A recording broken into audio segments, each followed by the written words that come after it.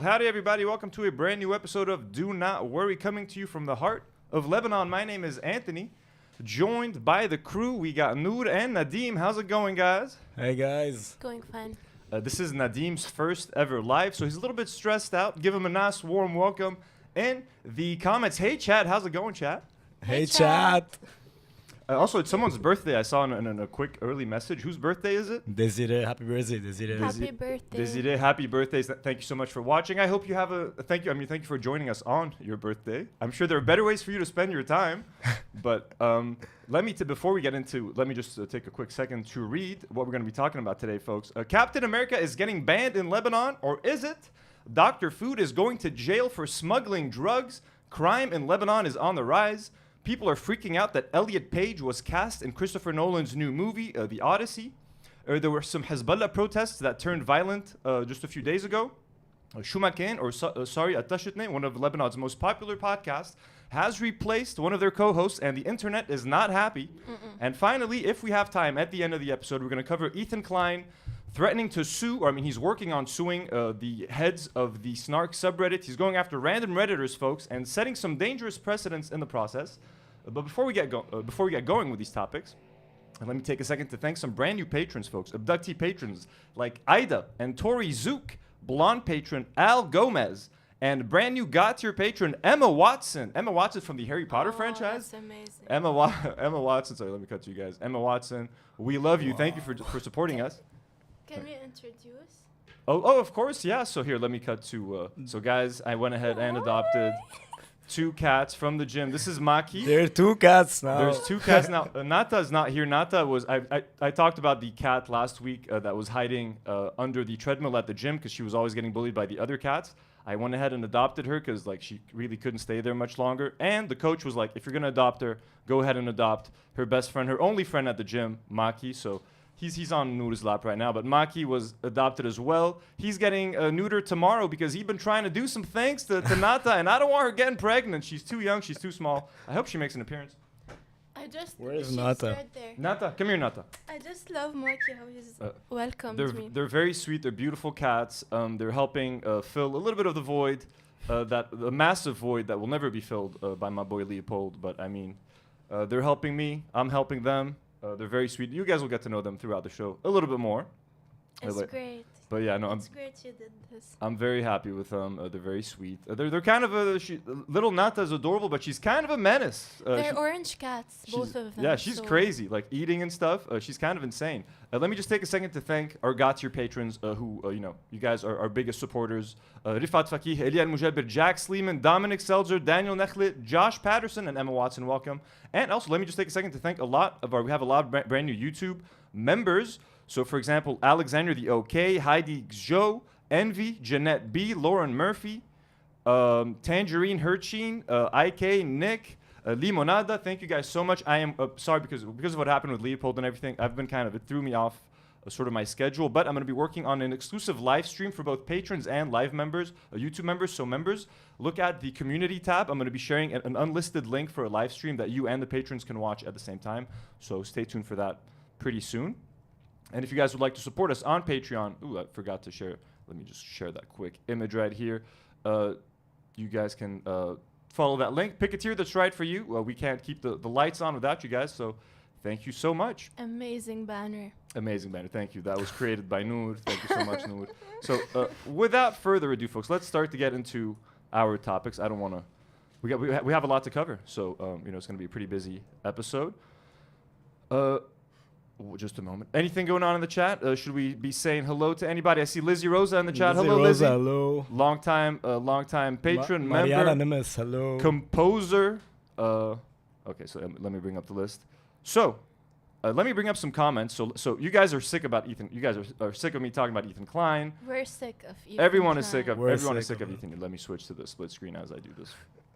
So everyone's sick of me talking about Ethan Klein. We got a bunch of comments from our Lebanese viewers that I wanted to read.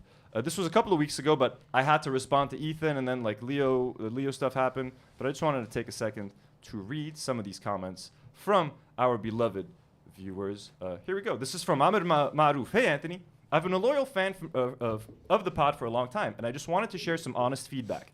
I remember when your podcast covered a variety of topics like Dr. Food. You're in luck today, Amr. Shuru, and all the fun and unique discussions that made your show stand out. Those were the moments that kept us engaged and excited for every new episode. Lately, though, it feels as though the show has shifted in a way that doesn't really resonate with your original audience. Focusing on the same topic for a month straight, and maybe even more, it's definitely been more than a month, has made the podcast feel repetitive and, to be honest, a bit boring. I totally get that the new viewers from the US bring new perspectives, but please don't forget the fans who have been here from the beginning. We miss the energy, the diversity in topics, and the fun spirit that made the Do Not Worry podcast special. I hope you can bring back some of the classic topics because we really do care about the show. We just want to enjoy it like we used to. Ahmed, you're not alone, my friend, because I got a bunch of those comments just on that one same episode, so I'm going to read all of them. This was from Michel Bustani. Why is the pod just about H3H3 now? Indian. Fair enough. Hans Schultz. Hans Schultz. Honestly, the podcast doesn't feel exciting anymore. It has fallen into the YouTube drama hole. Sure, it got you much more viewers, but this is not the podcast that I've enjoyed for 2 years. No hate, though. Best of luck to you. Hans, come back. This whole episode is about Lebanon and stuff. Ethan's on the thumbnail, but it's just, look, we got to wean the audience off of Ethan bit by bit, so we might not even talk about it. Hatme says, frankly, I am getting bored of your content, man. I have been following your channel since day one. بس انه خلص يعني it's always now about Ethan, Hassan, and H3H3. Do something else, man. Something more innovative, something new. I don't know. انه زهقنا من هالsame مواضيع. Create something new, man. Stop recycling. I'm so angry.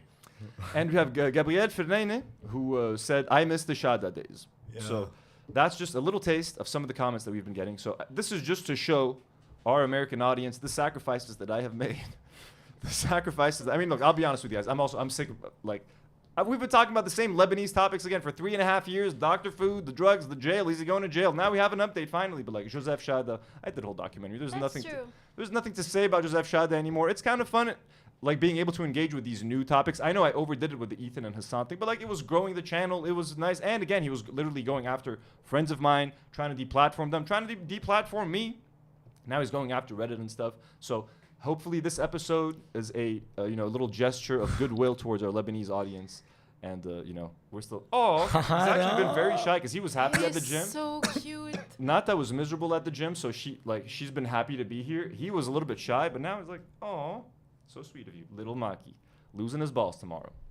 He's adorable. Little does he know. Okay, what else is next on the docket? We read the comments. Oh my God, he's so cute. Oh my God. Wait, one second. I got to cut the camera, folks. I got to cut the Look at that. What's up, little buddy? So cute. He's going to click. Oh, he's going to click something. He's going to click something. Yeah. Stay. There you go. Good boy. Gonna click on the Good boy. end stream. I have a quick update on my toilet seat, folks, situation. As you guys know, I have a Lessico toilet seat. No, I left whenever it broke. Oh, you never used the broken toilet seat. You're going to see it today. So wait, let me pull up the photo of my... It's just an update. Just a quick update. I've used the broken toilet seat. But like it's more broken now, but I couldn't take a fresh photo of it. But here's a quick little update. So let's go to desktop. So as you guys know, it snapped from one half. So as you see here, part of the toilet seat broke. Now the other half of the toilet seat started to snap in the exact same spot. And I figured out why, folks. I finally know what happened. You guys know squatty potties? You put a little stool and it raises your legs so that you're in a squatting position. It makes pooping easier. It's easier on your colon, less stress. Reduces hemorrhoids, a whole bunch of shit. Okay, it's good for you. Those things are getting a little bit more popular in Lebanon. Like the squatty potty has been a thing in the States for a while now. In Lebanon, I've been seeing ads for like a generic kind on Instagram. People have are rebranding into something else. That stool or something. So like I've kind of been using a random stool to poop. And I think by raising my legs, it's shifting my weight. Literally, as I was sitting on the toilet like a couple of weeks ago, the other half snapped. And it was while I was pooping with my legs raised using the stool. So I think these like toilet seats are designed in a way like that doesn't it doesn't account for people using something like a squatty potty to raise their legs. So Lessico, this is a message for you. You're making outdated toilet seats. People are moving on. People have discovered that using a squatty potty, that squatting is he's so cute, is the superior way to poop. So your toilet seats are not equipped for that. As soon as I started squatting using the new toilet seat, it snapped. It's fucking snapping in half. And I'm not going to stop using a squatty potty to use your toilet seats. You need to adapt to the way the world is moving. And the world is squatting. The world has decided that squatting to poop is the future. I'm so happy we're talking about this. I'm at least like I'm glad that I got to, because I was like the dude literally accused me. The guy who works at the Ma'amal Taba Lessico at the Lessico factory was like, this guy must have stood on his toilet seat to break. He's like, these things are unbreakable. He must have stood on it, bro. I didn't stand on the fucking ma wifta alayha al-kabine. He thinks I stood on it, bro. It's literally the squatting. So you need to redesign your toilet seats, and I'm not going to replace it with I'm never buying Lessico again just because of their Boycott accusations. Lessico for life. شو عندك? Boycott Lessico for life. Boycott Lessico for life. We're only using. Sorry, we're only using I need. Please, someone recommend. If someone knows anyone that works at like a toilet seat factory or something, send me some free toilet seats. I will give them free We'll promotion review them. for the rest of your lives. But anyways, that's my quick update. I figured it out. Lessico, get your shit straight and send me a free toilet seat that is optimized for squatting. Because that is unacceptable. It cost me, again, $30 for that toilet seat, folks, okay? We need your help, folks, and recommend. We have another, Nour received a very interesting DM a couple of weeks ago for a potential guest. Now, as you guys know, we don't do guests on this podcast. I don't generally care about guests and like what they have to say about their lives or why they decided to work in whatever industry they're working in. But Nour got a very interesting DM for a potentially extremely interesting guest, which sounds extremely like, I'm just going to read it out loud. And let us know if you guys are interested in something like that, because I kind of think you guys would be. So, Nour, would you like to read the DM or? I can't see it, but I can pull it up in front of me. But you go ahead. Here it is. I'm gonna try to make it. Hopefully, you guys can see. So, hi, Nour. There's a Lebanese American man who lived in Lebanon over a year and gained a different perspective here. He's into your podcast and enjoys watching you. Good start so far. He's currently writing and channeling a book that's all about helping people heal spiritually and mentally, wake up and find themselves, especially during these tough times. He has a unique take on Jesus, and you can tell that God speaks through him, kind of like Joseph Merab's vibe, but not in a traditional religious or structured way. For those of you who don't know, Joseph Merab is Kung Fu Jesus. I made a whole documentary about him, and personally, none of us here are religious. We all atheists or agnostic, or just for context. Anyway, he had this vivid dream where he was sitting with you, he's talking to Nour and Anthony, and you were eating McDonald's, hopefully you're still boycotting, and it made him feel drawn to do an interview/episode with you and her specifically. So Nour, he wants you and me to be here and talk to him. We're not going to be eating McDonald's, sir. We are boycotting. We are boycotting. So he wants to talk about the truth of existence and how to integrate that in our daily life. The topics will be the disclosure of many conspiracies. Are we talking aliens? That affect the way we live, secrets, ancient knowledge, occultism, programming, and how people get trapped in their minds. It will be a refreshing, interesting conversation. This book is going to be a game changer. Wait, let me get the next photo. Oops, sorry. Whoops. Oops. So Desktop reveal. Dude, the H3 subreddit is taking screenshots of my desktop. This book is going to be a game changer in this game of life. Also very controversial. He wants you guys to be the first that he does an interview with. So we're going to get an interview exclusive with this gentleman, folks. The first interview in Lebanon. I mean, I don't know if he's interviewed someone else. It's been a couple weeks since we got that DM, but we want you guys to vote in the comments. What should we do about this? So the book is going to be a game changer. He wants you guys to be the first interview he does with, although these are not your usual podcast themes, but it could be something very different, intriguing, and useful for your audience. And I know you are open to creating whatever new content seems interesting without depending on the approval of an audience. That is true. I think we are depending of the approval of I mean, we are, but the comments I just read at the beginning of my Lebanese audience complaining proves that I do not care what half the audience thinks, at least. So what do you say? He has a direct message for you. What is the purpose of your life if you are not to be making use of your ability to create change in the world and positively wake people up to their inner power? The creator of everything that lives within and appears outside of you allowed you a platform to spark change, evolution, and true inner discovery.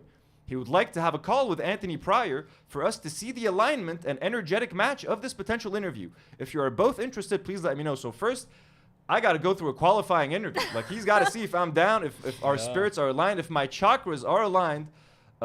And if it is, we're going to do that interview. So what do you guys think? I mean, look, my only concern is I don't want the person to think that I'm making fun of them. If they're saying things that I don't believe in, I don't want them to think that I'm not taking it seriously. I will have an open mind and I'm willing to listen and I'm always respectful of of religion or anything. I'm not going to sit here and make fun of anyone's beliefs or religion.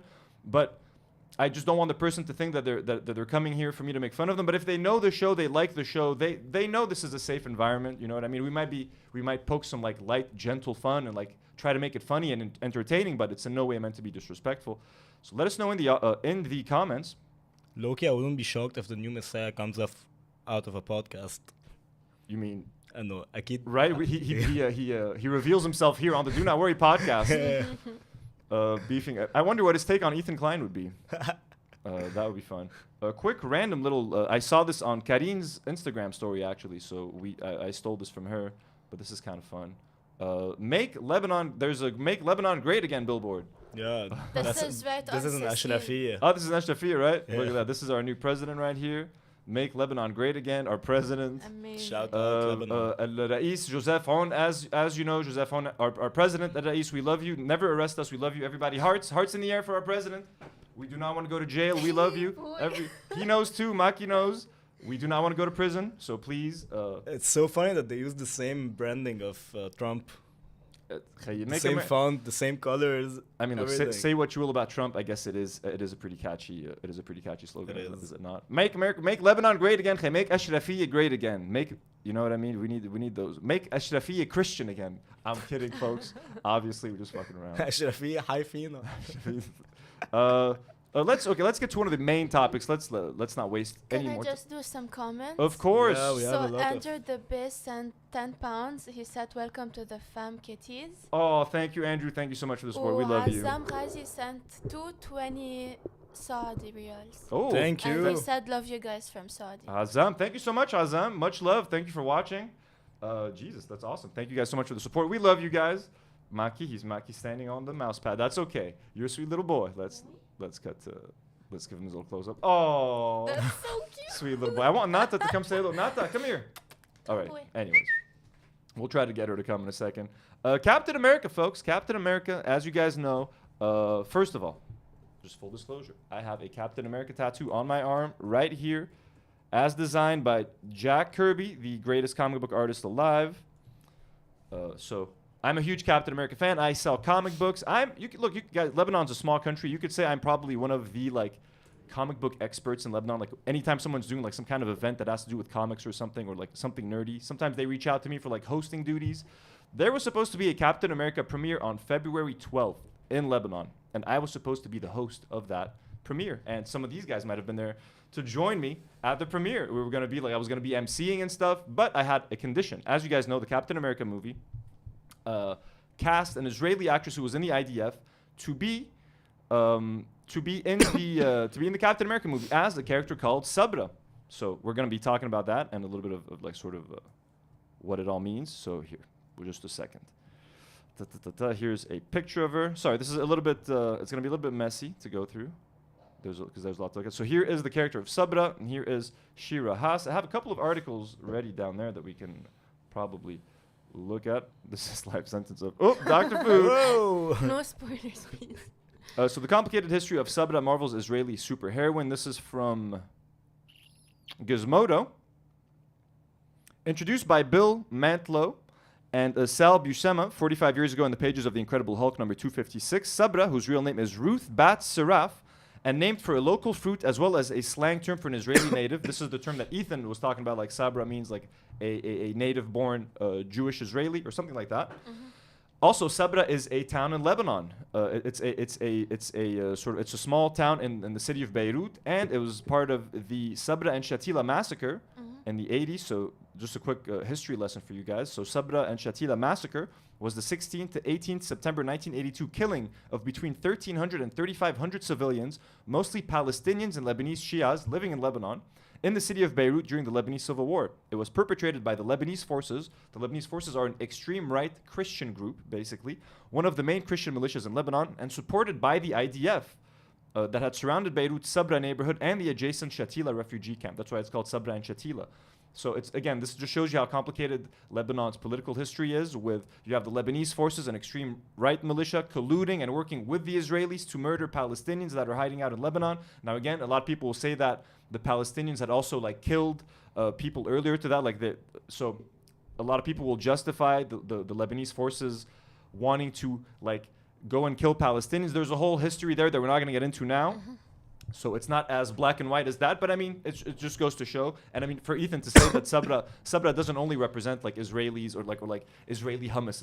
It has a very deep and like kind of disturbing connotation for Lebanese people. So the fact that Israelis also chose to call that character Sabra, given everything else that happened, I mean, is also could be considered a little bit fucked. So back to the Gizmodo article. Introduced 45 years ago on the page of the Incredible Hulk. Although 45 years ago, did Sabra and Shatila happen? Yeah, it must have. It had just happened. Named for a local fruit as well, local slang. She had to grapple with representing multiple identities in a comics industry built on the back of work of Jewish creatives. Sabra remains one of a select group of Jewish Marvel characters and a key part of an even tinier group of characters to explicitly hail from Israel. So here is a quick panel of hers. The military are in no shape to go after the Hulk. That leaves me to stop the monster before he menaces the lives of Tel Aviv. Not as a policewoman, Ruth Ben Sarah, of course, but as Sabra, superheroine of the state of Israel. So, like, could it be more government sanctioned than this? 100. She's literally a Mossad agent. Yeah. Quilt cape streaming behind her, the female fury soars into the skies of Tel Aviv. She's determined to preserve her homeland from the ravages of the Hulk. So I actually have some pretty funny. I love doing that like old accent. So 1 second, I have some funny panels from those old comics that I would like to look at. So this is. I'm just gonna open a few photos. Sorry guys for the. Are we sleeping? So this is the cover. The first, and I used to have this issue as the comic stash. Like I sold this to someone, and I regret selling it. Like I wish I still had it just as like a souvenir. So here there's a dead little boy. Okay, and this is literally what the Hulk is telling her. Boy died because boy's people and yours both want to own land. Boy died because you wouldn't share. Boy died because of 2 old books that say that his people and yours must fight and kill for land. As you can see, the Hulk is moved to tears, folks. Literally, the Hulk here like has been moved. Like Ethan Klein. I mean, actually, Ethan Klein did cry for Palestinian kids, so he has that in common with the Hulk. Thank you for doing the Hulk impression for us. You're welcome. I'm not done. Now he says, now boy is dead, but boy didn't even read books. Ugh! Hulk came looking for peace, but there is no peace here. That's insane. And then Sabra. It says, for an instant, Sabra prepares to give chase. She is, after all, an Israeli, super agent, a soldier, a weapon of war. A Mossad. But she's also a woman, capable of feeling, capable of caring. It has taken the Hulk to make her see this dead Arab boy as a human being. That's literally what the comic says. Let me read that again. It has taken the Hulk to make her see this dead Arab boy as a human being. It has taken a monster to awaken her own sense of humanity. Actually insane. Now that's pretty. Isn't that fucking crazy? Yeah, this is published. I used to have this issue, and I sold it to someone for like fucking $16 or something. I should have kept that shit just as like a souvenir book. Because this is fucking absurd. Oh, he's drinking some water. Yeah, I saw him. I let him. Oh no, actually he's not supposed to because he's getting surgery tomorrow. No more drinking. Sorry, and you can't drink either. Boy. Sorry, boy. Sorry, boy. So yeah, isn't that fucking insane, bro? Isn't that fucking crazy? Let me just pull up a few other things here that are interesting about Sabra. So actually, let me talk about the actress. So Shira Haas, who, I mean, look, she seems like an interesting actress. I don't know much about her, to be fair. I'd never really heard of her before. She's done lots of movies. Yeah, so I mean, these are like series. So she's been in Unorthodox, Shitzel, Bodies, Captain America, Asia, Princess, Noble. Look, I haven't seen most of these, okay, or any of them, but. Let me talk about her IDF history. So the reason why movies are sometimes getting banned in Lebanon, the reasons are still a little bit vague. Sometimes movies are getting banned if they're produced by Steven Spielberg, because Steven Spielberg donated money to the IDF. They're banning movies. They banned Gladiator 2 because there was 2 actors that were Israeli. One of them was in the IDF. He's the bald actor who plays the guy who trains the gladiators. Venom 3 was banned because it's produced by Avi Arad, who was in the IDF like in the 60s. They banned Gal Gadot movies, so Snow White is probably not going to be coming out. The Wonder Woman movies didn't come out here. They also banned movies because of like sometimes pro-trans stuff. So Spider-Man Into the Spider-Verse didn't get released in Lebanon because there was a 1 second shot in Gwen Stacy's bedroom that had like protect trans kids on the side, and it literally, she keeps sneezing. Oh, little Nata. Yeah, show her. This is little Nata, folks. Let's say hello to Nata. Wait, let me switch my cam. Switch the cam. I gotta switch my cam quickly. Whoop. There she is. She's been hiding in the gym under a treadmill, folks, for like almost a year. And now she's finally free to walk around the house. She's a little menace. She's adorable. But we love her. They're so cute. Little Nata. So this is so here's a little bit of history on the actress. So she attended the Thelma Yellin High School of Arts in Givatim, Israel, majoring in theater before completing a short period of, now this is the crazy part, she completed a short period of volunteer service in the IDF Performance Theater Unit despite being medically exempted from mandatory conscription. So this lady is so dedicated to helping the Zionist regime of Israel that she doesn't even have to join the IDF. She's one of the few that is medically exempted from joining the IDF, from mandatory conscription, but she loves the IDF so much that she insisted on volunteering. You know what I mean? So in that case, I think, yeah, I guess the movie should be banned. Now, here's what's weird. As far as I know, the movie's not yet officially banned. I have a source, a close source that is involved in a movie theater, okay? They kind of like operate a movie theater, and they were the ones asking me to come host the premiere. Now, my condition was I'll only host a premiere of Captain America if the character is completely cut out of the movie, which was seemingly what was going to happen. They were going to completely cut out her role from the film. Now, that apparently doesn't seem to have happened. But the movie apparently did pass general inspection. So the film did pass general inspection without the character being cut out of the film. In Lebanon? In Lebanon, but they're still waiting on a signature from someone from the Interior Ministry. So if it gets that signature, the movie is going to come out, but it's already been delayed. Like, it was supposed to come out on like the 14th. It's not out. So even if it does come out, it's going to come out without a lot of fanfare, without a premiere. They're just going to dump it in theaters for a little while without any promotion. So if people even know that it's out in theaters, they're going to go watch it, but they're not really making a big deal out of it. Now, other countries like Dubai, Saudi Arabia, they don't really care about this sort of thing. Like, Lebanon is the only country that is not releasing these movies. The movie was released in Dubai. It's released in Saudi Arabia. Most other Middle Eastern countries, the movie is coming out. And it's not like, I'm going to be honest with you guys, like, banning a movie in Lebanon does nothing to hurt the actual movie. Lebanon is a tiny market. The amount of tickets that are sold here, it does nothing to affect the movie's box office. Region-wide, if the whole region was banning the film, then yeah, Disney or like other studios might think twice before casting actors that were in the IDF. But given how small Lebanon is, and if we're the only ones banning the movie, they don't really care. You know what I mean? As long as they get to come out in Dubai.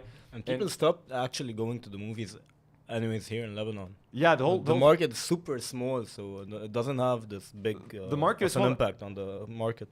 And so many movies that are coming out are just really bad. Like, we're getting straight to DVD, like, straight to streaming movies from the States. They're coming out in our theaters now. And they keep banning so much like that. There's nothing really to release. Like, I mean, but the ones that are really paying the price are like movie theaters. And I do kind of feel bad for movie theater owners because all of these big blockbusters like Gladiator 2 are probably done really well in a cinema. You know what I mean? So for Gladiator 2 not to come out, I think that kind of sucked for them. So, I mean, it depends. I'm still torn on the issue because, I mean, look, it's weird for us as Lebanese people who get bombed and killed by Israelis for us to have their soldiers on our big screen pretending to be heroes and us having to cheer for them and stuff like that. So I do completely understand why we're banning the film. But as soon as the character was announced, basically, in the film, like, Marvel panicked. So Captain America has had a lot of reshoots. I'm just going to give you guys a quick example.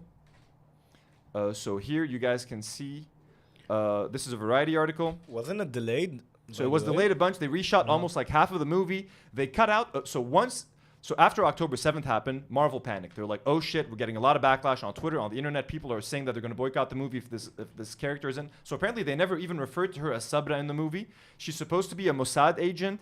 She's no longer a Mossad agent. So here, Sabra in Captain America Brave New World is still Israeli, but not Mossad and no longer a mutant. Producer clarifies after controversy. So they referred to her as being Israeli once. Her role has apparently been cut down a whole bunch, that she's barely in the movie. And people who have seen the movie, and I'm not just saying that because she's Israeli or something, but like apparently she's not really good in the movie, and they find that like she's been pretty useless. Maybe it's because they cut out most of her arc, so it's gonna end up being seeming pretty useless. Here's an article from Times of Israel. They're pretty angry that she was cut out of the film. So Shira Haas as Sabra can't shield us from disappointment in new Captain America flick. And here they kind of talk about it. So Ruth Bat-Seraf, is played by Shira Haas, star of Unorthodox. In the comics, the character who has only made a few appearances over the years is a Mossad agent with superpowers and the codename Sabra. One iteration has her with full bushy hair and a spandex suit mirroring the Israeli flag. In the movie, she is a blazer-wearing security aide to the president of the U.S. It is mentioned that she was born in Israel but trained in the Red Rooms, a reference to the Soviet-era Black Widow spy program in the Marvel Universe. She has no connection to the Israeli government, and at first, the audience is meant to distrust her, but by the end, she's revealed to be one of the good guys. When Haas's casting for the movie was announced, it caused a bit of a stir online, with many calling for a boycott. People can accept space aliens and sorcerers, but not a Jewish state. Oh my God, it's not the same fucking thing. You know what I mean? Space aliens and sorcerers don't require genocide to exist, unlike a Jewish state that is a Jewish supremacy and an ethno-state. Watching the film, you can tell the character was probably in it a lot more originally. She just kind of disappears toward the end. If you follow Hollywood's trade journals, you can see there were more than the average number of reshoots on the picture.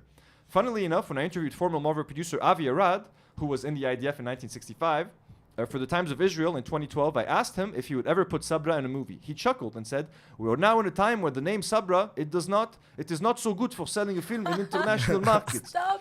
When you have international corporate interests, I do not think we could take a film to Dubai with Sabra right now." Well, now you can take a film with Sabra to Dubai. Not the accent. Not to Beirut though.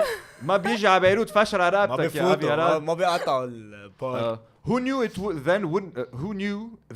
be Dubai, but rather Columbia University students freaking out. So, anyways, there's but actually, Marvel, they do that to themselves. Like every year with every movie that they put off. Like, why would they put someone that is very any character that's very political, and why would they call him a Mossad from the first base? Yeah. Good question, but what I would say, if you're gonna do something political, you do it in a Captain America movie, because Captain America is meant to be political. Like, you know, all the movies, like the Winter Soldier. Yeah, then make it about America. They should have made it about America, but also if you're gonna put Sabra in there, like at least stick to your guns. If you want to have an Israeli character in there, talk about Israel, talk about Palestine, like try to make a point. At least Hulk in the comic was crying and trying to teach her about humanity, like he is a boy, he is a human, you should, like, at least there was a lesson there, you know what I mean?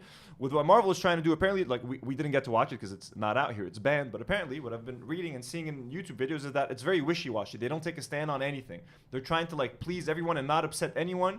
So a movie like Captain America, which is supposed to be political, which is supposed to take a stand and be kind of controversial, ends up being, like, it's a movie about a black Captain America, he's taking up the mantle of a white man, and Halla in America, given, like, all of the tensions and everyone talking about DEI and hating on minorities and stuff, it could have been a very timely movie.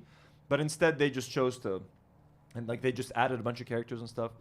So anyways, the movie, as of yet, is not officially banned in Lebanon, but it does seem that... Two people said in the chat, it's gonna come out on the 27th. Oh, so that's great. So again, we're not sure. I called the movie theater today and asked. They told me that it's banned, but... As I'm saying, I'm getting conflicting reports. The reason why I was saying that it might be banned because I saw this tweet from War Monitors, but I did respond to his tweet saying, like, I have conflicting reports. So again, we're not sure. What I'm sharing with you guys is like breaking news. So I saw this tweet today, like Lebanon has banned screening of Captain America, and as I said, it's already been delayed and it's already passed general inspection. It needs one more signature from like one of the interior ministers, and it might come out. So again, which would be it would just show how inconsistent this whole thing has been. If a movie is produced by an Israeli man that was in the military like 50 years ago, it gets banned. But a movie with an Israeli character that was in the IDF wouldn't get banned. Doesn't get banned. It's all over the place. But look, we're trying. But all I want to say is that ultimately, as sad, as cool as it would be if we do get to ban this, it's just kind of sad for movie theaters. I just think, you know what I mean? And for Marvel fans, we don't get to see any of this. So I'm a big fan. I mean, I used to go to the MCU hasn't been the same for a while. We used to be big fans. But I wish the whole region would do this. Like, it's Lebanon, we make no impact. If we ban it or not, you know what I mean? Those 10,000 or 50,000 tickets this movie would have sold is not going to make a dent in Marvel's bottom line. It's sad that the whole Middle East doesn't do this. We're kind of on our own. Let's just watch this quick video. Shout out Marino. Thank you for... Thank you, Marina. We love you. Whoops, sorry. There's some more. Okay, I'll do them since you're stuck. Let's go, yeah. Manuel. Okay, Limonada sent $10 Brazilian, I think, and said love y'all. Omar Bulbul sent $5 said give the cat a microphone. Oh. Moses sent $10. First time catching you live. Great vibes. Keep it up. Proud of you. Well, Maki's sitting right behind me. We love you guys. Thank you so much for the support. Maki's sitting right behind me right now. Here's a quick just news report just so that I did a lot of reading. Now we can just listen to someone talk about it. Returning now to a totally different story here. Marvel Studios has just released their trailer for their newest Captain America movie, and it's causing outrage here in Israel. That's because one of its characters, the Israeli Mossad agent superhero Sabra, has been stripped of her Israeli identity. Now, Sabra first appeared in the original Marvel comics back in 1981. Palestinians are stripped of their homes. Stop comparing. But the upcoming film has now changed her character completely, and she's now being described as a former member of the Soviet-Russian Black Widow super spy program. Why is this happening? Well, joining us now is journalist Josh Ram with more. So first of all, give us some background about the original character Sabra. Well, the original character Sabra was effectively a Mossad agent that became a So this guy cracks me up, dude. He seems like he looks like he works for like Entertainment Tonight, like he talks about celebrity He's so gossip. ready. But he's So like, ready. so the character of Sabra, like, what is it like? Why is he's taking it so seriously? And he's like sitting in like his bedroom with his closet behind him, wearing a suit, trying to look professional. He's got the shadow of the ring light. Closet, actually. The ring light in front of him is like Sabra. So yeah, Sabra in the comics. It's like shouldn't you be talking about like celebrity gossip, bro? Josh Ram. hero that worked with the likes of Captain America and Hulk and other Marvel characters as such. Captain America and Hulk. She's worked with the Hulk where he taught her about humanity and taught her the Arabs, little Arab boss. I bet he's wearing his boxers, Probably, underneath right? the suit. Working from home. But Marvel, due to the ongoing conflict, has deemed fit to completely change the superhero character in the movie. Bosses say that, like other movies beforehand, they're going to be drifting away from the comic book series as such, although we'll keep it kind of true to themes, and instead they've aligned her with the Black Widow sort of character that they've already established in the franchise. They were played by Scarlett Johansson, and also as well Florence Pugh was in the last Black Widow movie as well. I think it's very controversial for a number of reasons. Day 284, Israel at war. Like they have a little thing right here. Josh Ram. Because instead of being an Israeli ad. These Sorry are guys, I don't have an ad 8,000 blocker. kicks. The first waterproof hemp. You need YouTube Premium. Having an ad. Oh, They no. are truly waterproof.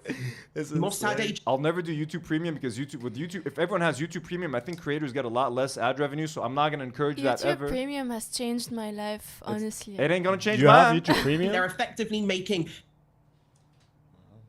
So now we have no budget here. this character Russian. And bearing in mind, Vladimir Putin has this ongoing war against Ukraine where he just invaded sovereign territory.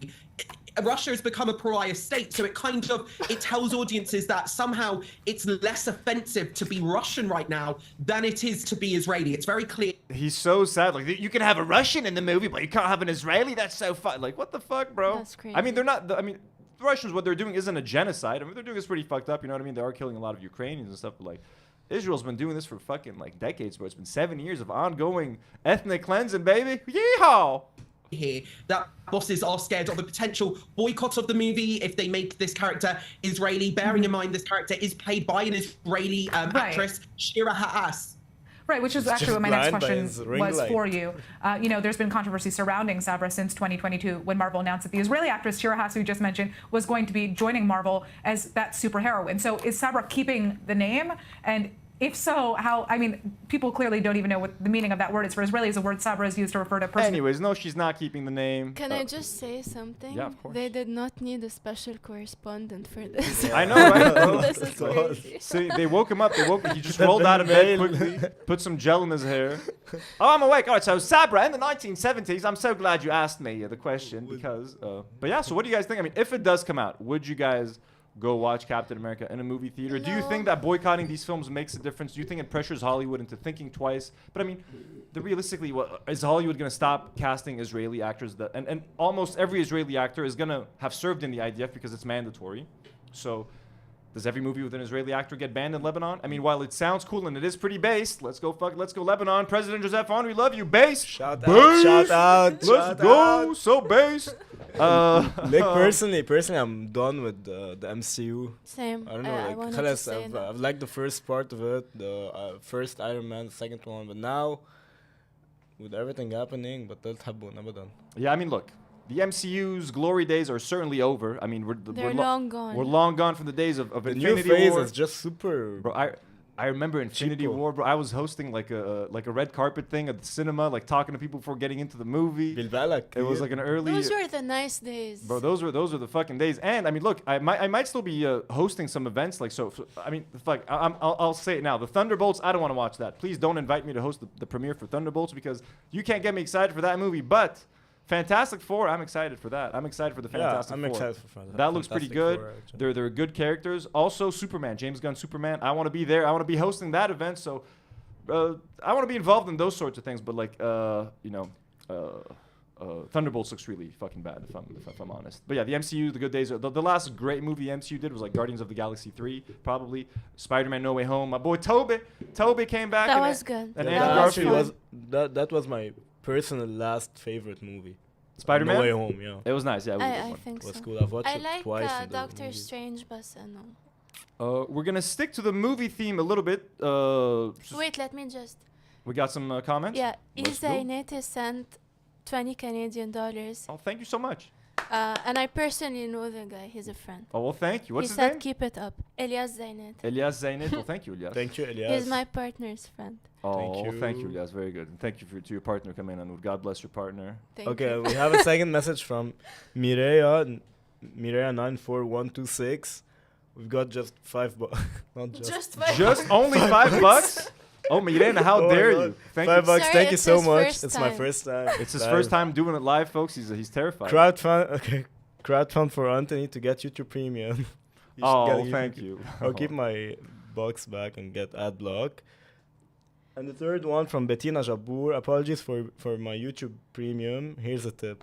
Thank you, Bettina. And she sent 55 something. Oh my God, that's so sweet. I don't know the 55. currency. God bless you for the 55 something. We love you, whether it's 55 rupees or $55. Turkish liras. Ooh, that's so cool. From Turkey. That's fucking awesome. Quick, we're just gonna stick into Marvel and stuff. So Captain America. We'll keep you updated if it's banned or not. For now, it's not out in theaters. Is it banned? Will it continue to be banned?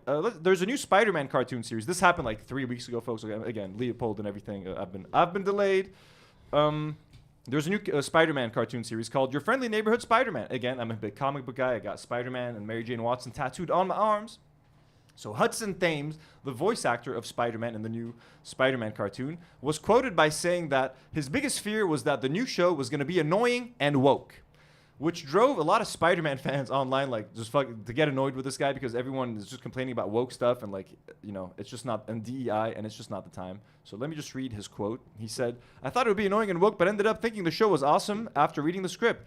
He said, "I thought it was awesome. I mean, my biggest fear was that it was going to be annoying and woke, and it wasn't," Thames said. "I was like, yes, this is great. It's so well written. It feels so real. I'm the oldest of 5 boys, so I feel like I kind of know what's happening in their lives and in high school, and it felt like it was doing that justice." So this got a lot of backlash online of people being like kind of annoyed that he's referring to this as woke. I mean, Spider-Man, if Spider-Man is anything, he's woke. There's a very famous quote of Stan Lee saying like the best part about Spider-Man being covered from head to toe is that you could be anyone under there. You could be black, you could be Asian, he said you could be yellow, you could be red, you could be anything under there. Yeah. So, I mean, saying yellow and red is maybe a little bit racist, but the intention that Stan Lee had was the right one. But anyways, like speaking of being woke, this is Harry Osborn in the new Spider-Man cartoon. Like he's black, so what is that guy talking about? Like this, by all standards, is considered woke now. Having a black person in a movie or in a TV show is woke or DEI. It's so fucking stupid. Here is Norman Osborn. They also made him a black character. So these are really there were some really funny tweets about it. So this Don Cheadle says Nico is literally confirmed gay in the first episode. What was Hudson Thames talking about? Disney's Marvel Dr. Connors, aka the Lizard from Your Friendly Neighborhood Spider-Man, is a woman, and this Nerdrotic is a like very toxic, very annoying fucking YouTube channel that he bitches about everything that's like woke and shit. So very annoying. But like yeah, Dr. Connors is a black woman. So again, what was the guy talking about it being woke? Like this is the most woke thing. Like it drives people crazy. Like not me obviously. I don't give a fuck. That was the full quote. This is a really funny meme.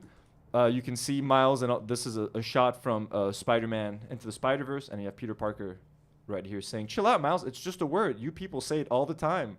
So presumably he said the N-word, which I found funny. This is really funny. You know what, Harry? The neighborhood would be a lot friendlier if you and your family left. So this is what Spider-Man is now. Folks are racist. So, that's really annoying.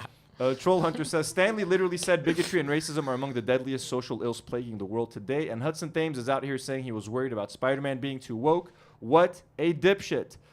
Hudson's a silly goose because Nico's gay. Connors is a black woman. Lonnie is racially profiled by the police. Isn't this woke and everything you're against? So, yeah, I mean, the actor, he probably misspoke. One of the directors later came out and said that, like, he felt bad about what he said, etc. Anyways, just some fun memes. We're just joking around. Sticking to movies. I'm a big movie fan, folks. I haven't watched movies in a while because, Israel and all that kind of ruined my appetite for films and Hollywood. But I do want to talk about one more thing that I find interesting. Are you guys into Christopher Nolan movies? Don't you guys love Oppenheimer? Sure, favorite movie. So Oppenheimer, yeah. So Christopher Nolan is working on a new movie called The Odyssey, based on Homer's The Odyssey. The Odyssey. And he's been casting all of Hollywood. Zendaya's in it. Tom Holland is in it. Matt Damon. Robert Pattinson, literally like almost every actor you can think of is in the movie. And recently he's just added Elliot Page. So Elliot Page has been cast in Chris Nolan's The Odyssey, also starring Tom Holland, Zendaya, Anne Hathaway, Matt Damon, John Bernthal, Benny Safdie, Charlize Theron, Lupita Nyong'o, John Leguizamo, and Robert Pattinson. So half of Hollywood is in the movie. And as you can imagine, in Trump's America, Americans aren't happy now that a trans person has been cast. So as you can imagine, the internet is going crazy and they want to boycott the film. So Stormweather says, my excitement at a Nolan Odyssey movie went from 10 to 2 as each name is revealed. Holland playing Odysseus, which he's not, but people assumed that Tom Holland was going to be playing him. Tom Holland playing Odysseus is just a horrible choice. He's an English prep school, as you can get. The rest is mediocre. Bernthal would be a better choice for Odysseus. Klaus says, why black peoples? That's so funny, actually. So fucked. Hikus from Underground says, me, this Bud Light ain't shit. 45 minutes later, you got Elliot Page driving by. And transphobia. So Steven says, MRW, Zendaya starts monologuing about how Odysseus can only truly return home once he denounces racism and sexism. And transphobia. Commander Leonard says, Aqua, or whatever the fuck their name is, not watching this. Just because there's a trans person in there. Lloyd Christmas. Somehow, the cast just keeps on getting worse with every new casting. Impressive at this point. Again, just way more of these Lion of Wisconsin. Removed from my watch list. Sad. Clown World. Boycott this shit.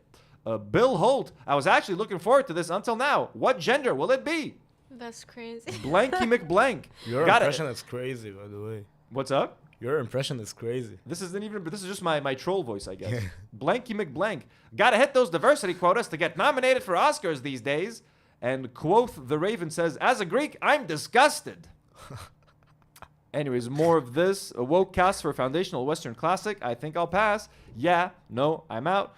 Blah, blah, blah. When I saw it was coming out and he was directing it, all I said was, please don't make it woke or DEI. But here we are. We've got both. She's not even a good actress, and her cosplaying as a man makes her even more unbelievable. That's insane. So, I mean, great. Again, the internet losing their mind just because an actor is going to be in a movie, someone that's trans. They know they cannot watch the movie. They can skip. And imagine not watching an entire... I mean, people might make the same argument, like, you're not going to watch Captain America because of an Israeli movie. Look, guys, spoiler alert, I am going to watch Captain America Brave New World when it comes out. Maybe not in the cinema, but, like, I'll watch it at home. I'll find a way to watch it without paying for it or something. You know what I mean? But, like, I will eventually watch it. Yeah, and imagine skipping a Christopher Nolan film. I'm going to watch it. Illegal, Even if every actor in the Odyssey was in the IDF, I might still find a way to watch that movie, folks. Like, I have to. Okay, I'm sorry. Like, it's movies at the end of the day. You know what I mean? I don't want to be a hypocrite, but like, I still support banning the movies. But like, if I get a chance to see it, I'm curious. That's being a hypocrite. You know what I mean? I am a hypocrite. That's being a hypocrite. But I'm not gonna pay for it. I'm not gonna support it financially. Like, isn't that good enough? But That's you know what I mean? great. I fully support as a that. filmmaker, it is. Well, thank you. What? Sorry, parenthèse. Actually, the cinematographer about this Christopher Nolan film, Odyssey. Yeah, he's the same cinematographer of Her, and I'm super excited for. Oh, Her. Her is so Directed nice. by- For Her and Dunkirk. The name is Hoyte. Who directed her? I forgot. No, you can't. What's his name? I met him. I took a picture with him. What, the director of Her? Yeah, fuck yeah, bro. Oh my god. What's his name? I Quickly. I'll forgot. check. Double check the name of the director of Her. I have it on my Instagram. You guys can follow me on Instagram at Anthony Sargon. Mm, I I can't believe I forgot his name. So here's a picture of Matt Damon as Odysseus. So people were worried that Tom Holland, little boy Tom Holland, he Spike Jones. Spike Jones. So I've met Spike Jones. Shout out my guy. I met him at a screening of her in Washington, D.C., actually. And we talked in Georgetown at the AMC in Georgetown, folks. Shout out to my Washington, D.C. people. And I spoke to him for like 5 minutes after the premiere. We did a Q&A with him after the movie, and then I got to You talk had the chance to talk to him? I talked to him. I took a photo with him. It was fucking awesome. Do you It's one of remember my- the conversation? I do. We talked. I complimented like his use of color, how they use clothes and fashion to like, to like create like a distant like The red and like, everything. The red and blue. A very subtle future. The blue sky, the fashion, like just everything. And I was like, I just love the style of the movie. It's one of my favorite movies. I own it on Blu-ray. I love it. Bro, yeah. Yeah, it's getting amazing. to talk to Spike was, and he's such a humble dude, like fucking nice and humble as shit. Like, you'd think a Hollywood director would be really full of himself. He was not, dude. He was more than happy to. He spoke to everyone who walked up to him in that theater and that screening. They actually used like a new color psychology, and I really like that. And it's so ahead of its time. Like it's happening today. Exactly. You know what I mean? All the The AI AI, stuff, and everything, people in yeah, it's Syria, fucking like, amazing. it's really really good. And here's a photo of Matt Damon as Odysseus. So people, like I was saying, were concerned that it was gonna be Tom Holland. It's not. It's Matt Damon. It's been confirmed. He looks pretty fucking badass. He I'm not looks gonna lie. cool. I'm fucking excited. Okay, that he's Christopher Nolan is building like an actual practical troll puppet. And he's putting it inside of a cave in Greece. Like he's gonna try to not use a lot of CGI. They're building an actual fucking practical puppet. It's gonna be fucking crazy. So exciting stuff. Anyways, we're done with the movie stuff. Are you guys excited for Odysseus, the Odyssey? I am. Are you fans of Christopher Nolan? I haven't read the Odyssey or the Iliad or anything like that, so no, I'm still excited. Okay, I haven't read the lore. You don't know the lore. We got a lot more topics to talk about, folks. I'm gonna try to. Dana Ahmad sent $5. Dana Ahmad. Well, thank you so much, Dana. She says, my favorite podcast, Ahlan from Florida. Oh, أهلين أهلا Love you. وسهلا. How's it going? Oh yeah, we have another one. Go ahead, يلا. بس ما بقدر أعلم. Do Morgan something. Ortagus. My laptop just froze. أنا كمان, I don't know why.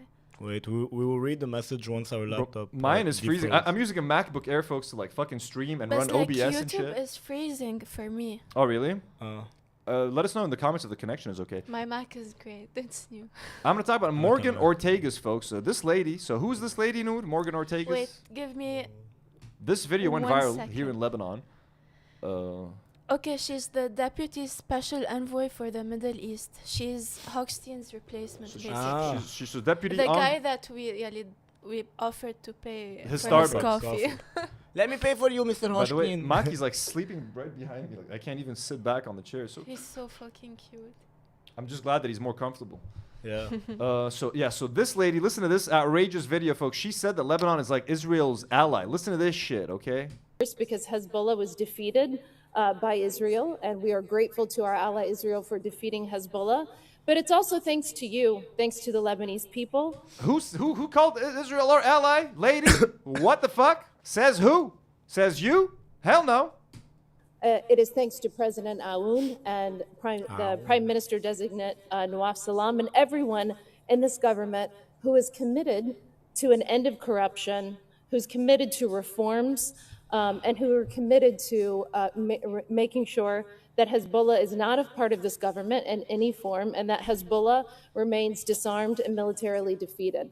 That, of course, starts with the pressure that President Trump is now placing on the Islamic Republic of Iran so that they can no longer fund their terror proxies through the region, working again to make sure that.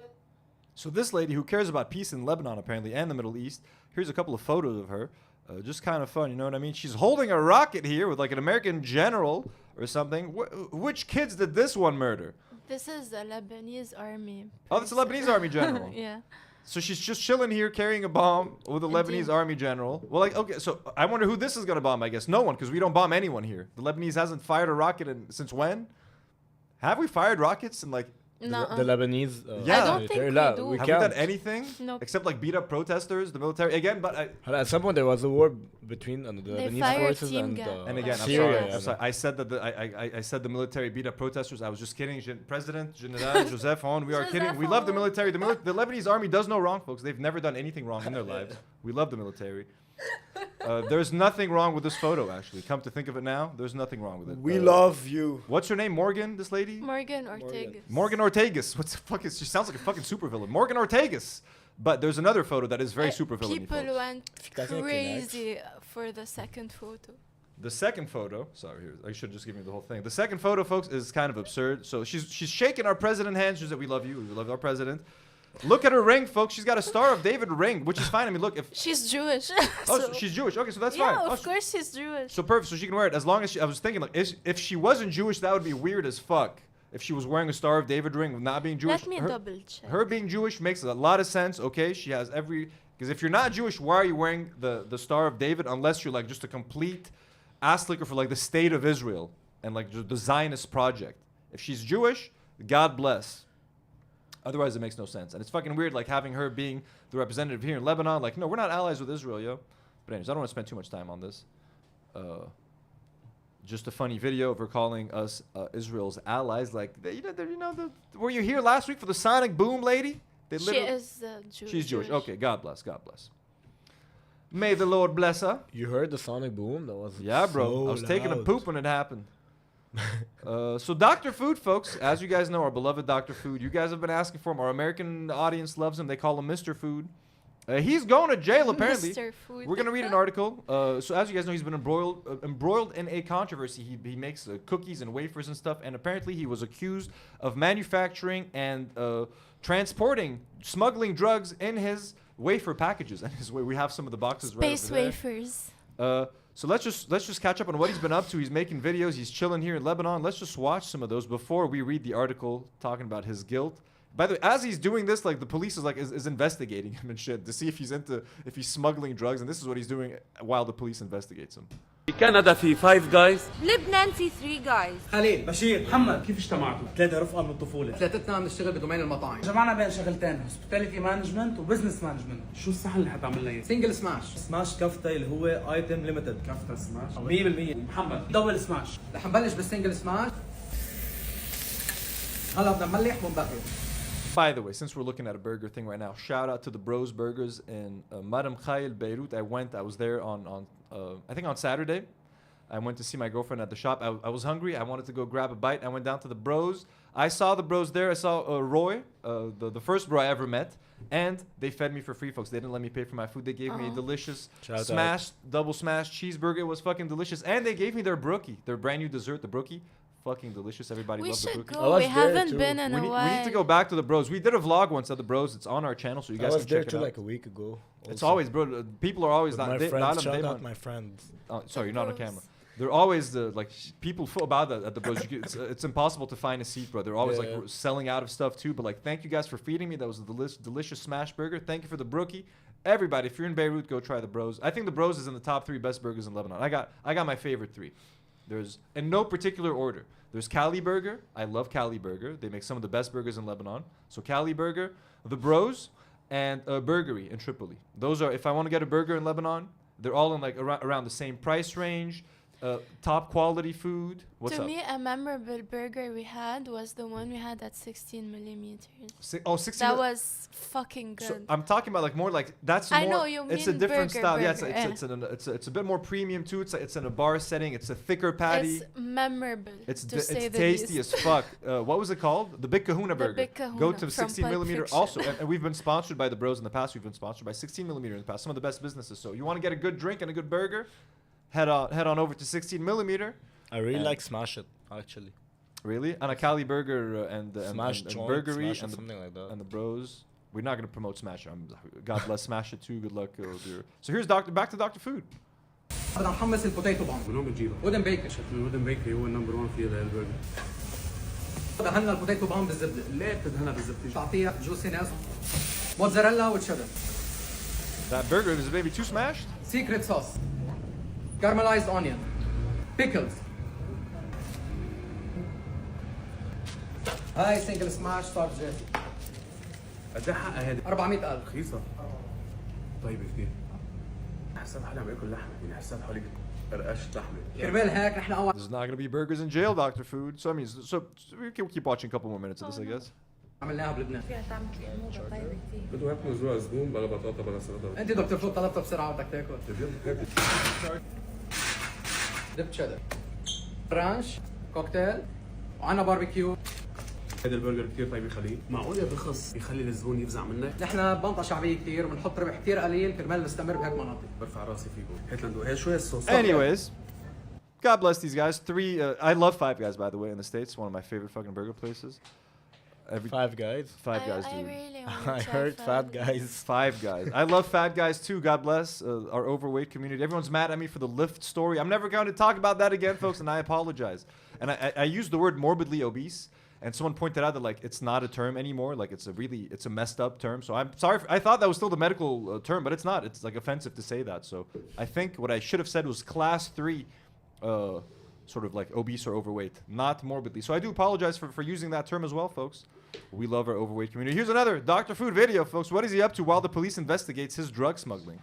يعطيك العافية. الله يعافيك. لا قررت تعمل البرجر على البلكون عندك؟ ما كنت قادر افتح محل فقررت بلش باللي عندي. لحتى تجمع زباين كتير وتعمل خميرة وتنتقل على لوكيشن. بنفس الوقت لشوف إذا بيطلع معي برجر طيبة. عم بتلاقي نجاح بهالفكرة الفريدة من نوع. So this guy's making burgers from his balcony. So like if you try to do that in the States, you'll go to jail for like so many food safety violations and stuff. Here in Lebanon, no one gives a shit. You want to make burgers off your balcony and sell them? Go for it. Bro, imagine being the videographer. Imagine how weird it is. You gotta film it from the balcony, bro? Like, impossible. أكثر ما كنت متخيل. ممكن بعض المستثمرين يشوفوا فكرتك ويلاقوا دكتور فود حب الاكل هو شروق وممكن يتواصلوا معك. هل انت شخص جدي لتفتح مشروع؟ انا اكيد جدي. يعني انت اليوم اذا اجاك 10 برجر اوردر واحد عندك مشكله بتطلعهم؟ حاليا عم بقدر طلعهم واكيد شوي شوي بدنا نتطور. بهمنا خبرتك اللي قدرت اكتسبتها من وقت ما فتحت هذا البلكون تعطينا اياها اليوم. تكرم عينك. شو خبرتك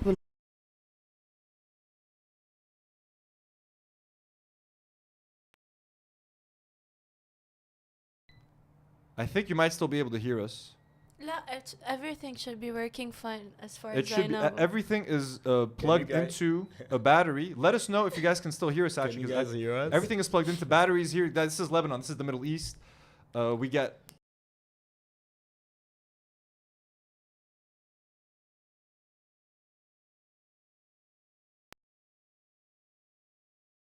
Still, I gotta go turn on the light again. One second.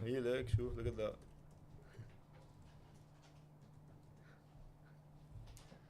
This is what happens when you host a podcast in the Middle East, folks. You lose power, but we have contingencies. Everything is plugged into. I have a battery. I have actually a very funny story about power cut. Yesterday, I was on a Zoom call with someone who's living in. Now he's in Mexico. On the Zoom call, there was my boss, and I, and the guy. So randomly, the electricity cuts in my boss's house, and then the guy thought that we were under attack. Oh shit! Really? He went like, "I don't understand what's happening." I told him, "Bro, that's just a core Lebanese moment that you're living right now." Every time it happens here, the chat is like, "Oh shit! I hope they're okay. Like I hope they didn't get bombed." So, God bless them. You know the foreigners. Were they able to hear us? Did anyone say if we got muted when that happened? No, I think. Everyone's guys, are you able to hear us whenever the electricity cut? Okay. Let me pull up that video again. Where was that Dr. Food video? Oopsie. Can you guys read some comments? Nour said. my laptop is like freezing. Damn, Nadim went Green dying. Lantern. Yeah. Barry said, "Glad you're back."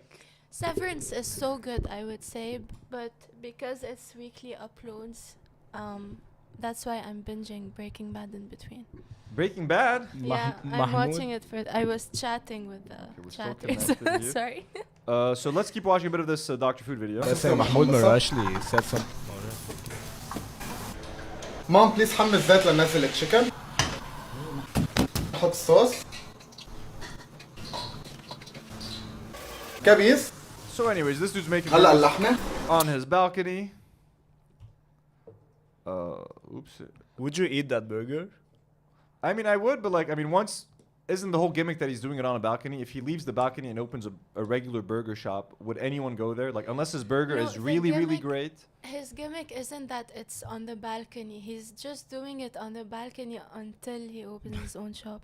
But once he does so like it's like day one of doing burgers until I open. Yeah, Loki should, if he ever open a shop, he should name it the balcony. Yeah, something like that. I mean, if I were him, I would stick to the balcony thing. Like he needs whatever he opens should be on some kind of a second or third floor, elevated, where he still has people sending down burgers and orders on like a basket, like he's doing. You know what I mean? So I mean that's what. Just something I want to point out. So Dr. Food's content. Oh no, so we don't have it. Don't we have the balcony? We have Anthony, the balcony burger guy too. No. Yeah. So Dr. Food is so influential. He's actually I don't want to fucking talk about this. Fuck it, it's useless. Let's talk about. So here is an update. We got a news update on Dr. Food, folks. It's too long, so we're not gonna have time. Sorry, this is solo react. It's not an update. Our boy, folks, is going to jail. So life sentence with hard labor sought against Dr. Food for drug trafficking. Our boy, he was just talking to the balcony guy. Influencer George Deeb is accused of manufacturing and trafficking narcotics hidden in cake packaging. 1 second, folks. Let's get some of those cake packaging. Yeah. Get the bda'ah. Skyler, I am the Breaking Man. In case you're wondering what this is, the packaging that he's talking about, cake packaging and cookies, because we know how much money I've spent on these Dr. Food fucking wafers. Way too much money. So anyways, let's read a little bit of this. This is by Claude Assaf on L'Orient today. The Mount Lebanon investigating judge Ziad Draide on Wednesday sought a life fucking sentence, folks, with hard labor. Can you imagine Dr. That's Food in like a crazy. fucking prison outfit, like fucking digging holes Laboring. and shit, doing hard labor, cleaning the side of the road. So life sentence with hard labor for George Deeb, a blogger known as Dr. Food for manufacturing, trafficking, and smuggling narcotics abroad, a judicial source told L'Orient Le Jour. The narcotics were hidden in cake packaging and stored in a warehouse near Beirut airport, according to the same source. 820 kilos of hashish were seized in 2024. it added. The accused allegedly had these packages manufactured in a production site in the Shawarnit neighborhood of Baalbek in the Bekaa. I was just in Bekaa over the weekend, folks. Very lovely region in Lebanon, very beautiful. Heavily bombed by Israel during the war. Little Tanay, like farm and stuff. Very, very, very lovely. Super cool, Tanay. Very nice. And they're very known for their hash, actually. Like, they make the world's best hash. Not that I know, not that I've ever smoked it, folks, or ever tried it. Never.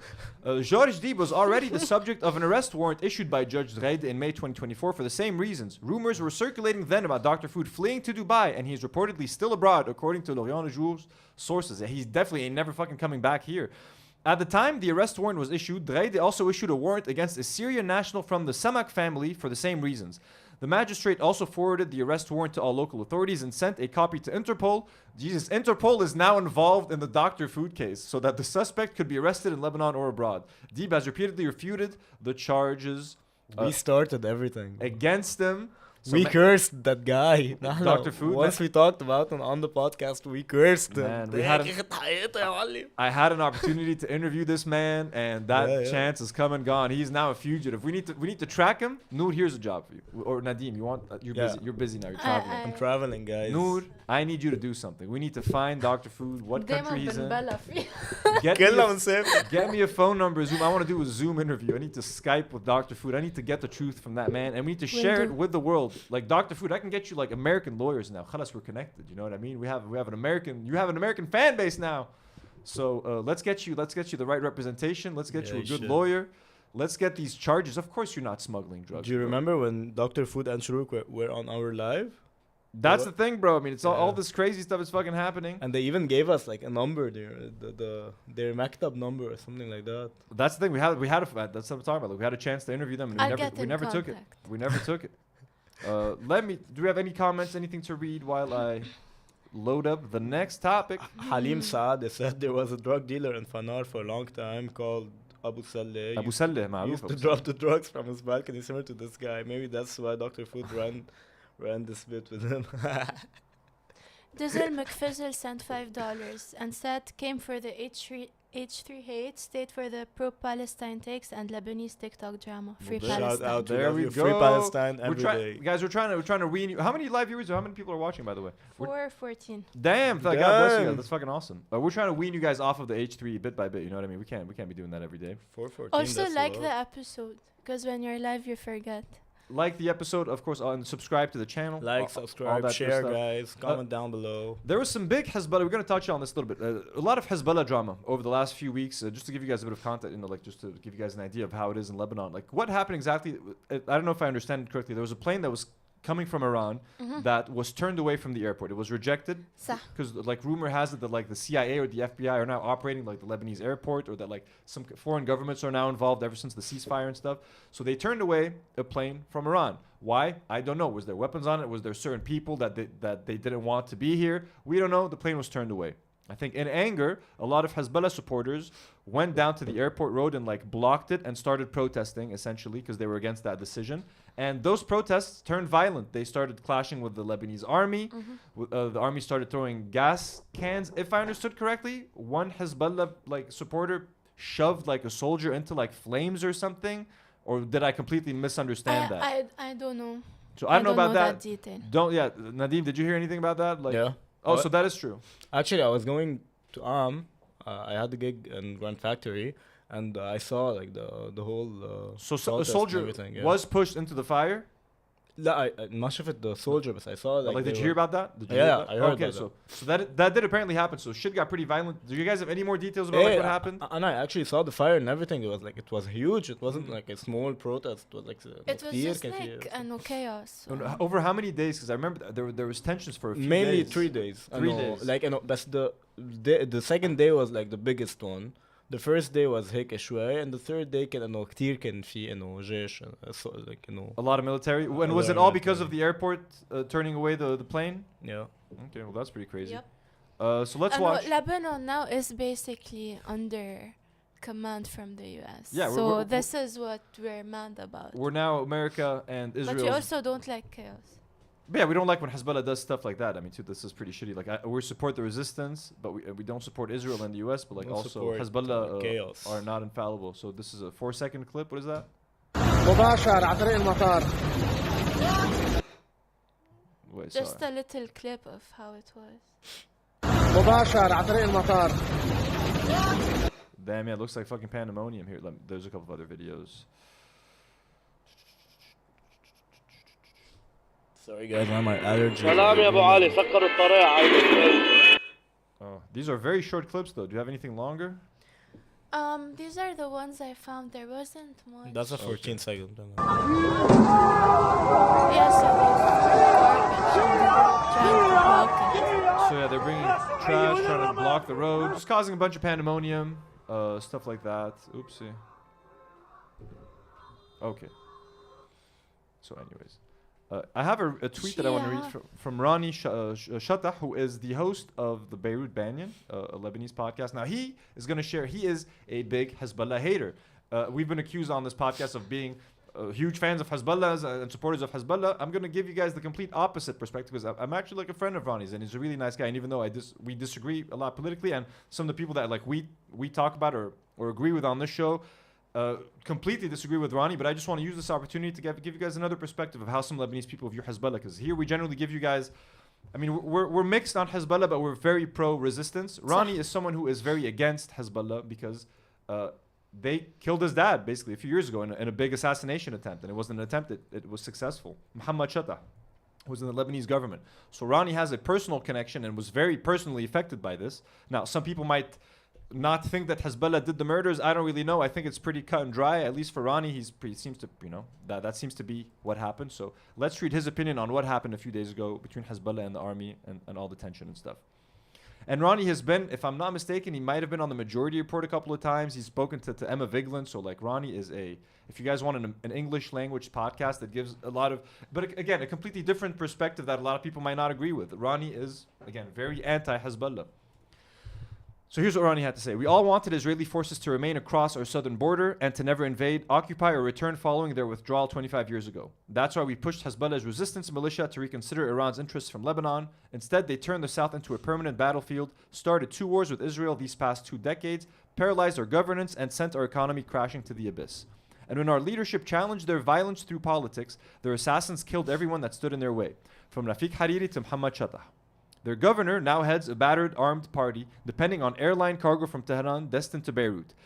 These diplomatic disputes will only continue. Our president and prime minister should build the support necessary for remaining fighters to surrender their weapons to the army and, if necessary, sever relations with Iran. Nothing short of Hezbollah's full disarmament and absolute detachment from Iran will bring the state back to its pre-civil war role. We all deserve better, and we need generations of prosperity rather than decades of despair, especially after they bury their former leader of this most miserable chapter. So, an alternate take on what's happening here in Lebanon with Hezbollah. And I mean, look, Hezbollah is kind of floundering right now. They're kind of like a headless chicken kind of roaming around, trying to refigure what is their place, what is their role in Lebanon in this new paradigm. They're trying to restructure. They're trying to remain relevant, and in the process, they're kind of like lashing out violently. And I'm not sure it's looking great for them. But anyways, moving on, just wanted to talk about some of the tensions that were happening here. Anything We're to... doing great. If I have to say, if I say so myself. Oh, you're enjoying the episode, you mean? Yeah. Let's keep it light. Let's keep it light. I mean, this is compared to this, the Hezbollah wasn't light. Sorry, Attachne. Sorry, Karine said something super funny. She said Hezbollah bad PR crisis right now. I feel. Right? If they've lost us, Karine, we love you. We miss you. Shout out. Oh, that's Karine right now? Yeah. Yep. Ours. مننا. So, there's a very popular YouTube channel here. It's called Shumakin, and they host a podcast called Sorry Attachne. It's a very popular podcast that went extremely viral. Like, was it a year ago at this point? The Kifak Jawad? I think so. So it was a moment for our American audience. We don't have the video right now, but it's like a moment that went viral from a clip of one of their podcasts. Went viral of Jawad, the co-host, basically expressing his despair in Lebanon. The co-host Rana asks him like, "How are you doing, Jawad?" And he just goes on a 2-minute rant of how shit his life is, and it basically resonated with a lot of Lebanese people because most people are like broke or unemployed or whatever, and they could relate to what Jawad was talking about. So their podcast kind of exploded. You can see here like the views, like 190K views, 80K views, 75,000 views. Great numbers for a small independent little podcast, that no one had heard of, and it just kind of blew up overnight. And the show kind of disappeared like 6 months ago or something. Like it kind of just during the war. 6 months ago, actually. During the war and stuff, they just they stopped حتى قبل. Maybe before the war. I mean, during the war, most podcasts kind of disappeared, except ours. But yeah, so they went away for a while, like 6 months ago, and they just came back with 2 episodes. With the rebranding. With a new co-host called Riwa. So the first co-host, her name was Rana. Let's just click a quick click right here. Rana highlights. So, sorry guys, ad blocker. So Rana. Someone sent like $5 before. I don't know if he said it for YouTube Premium.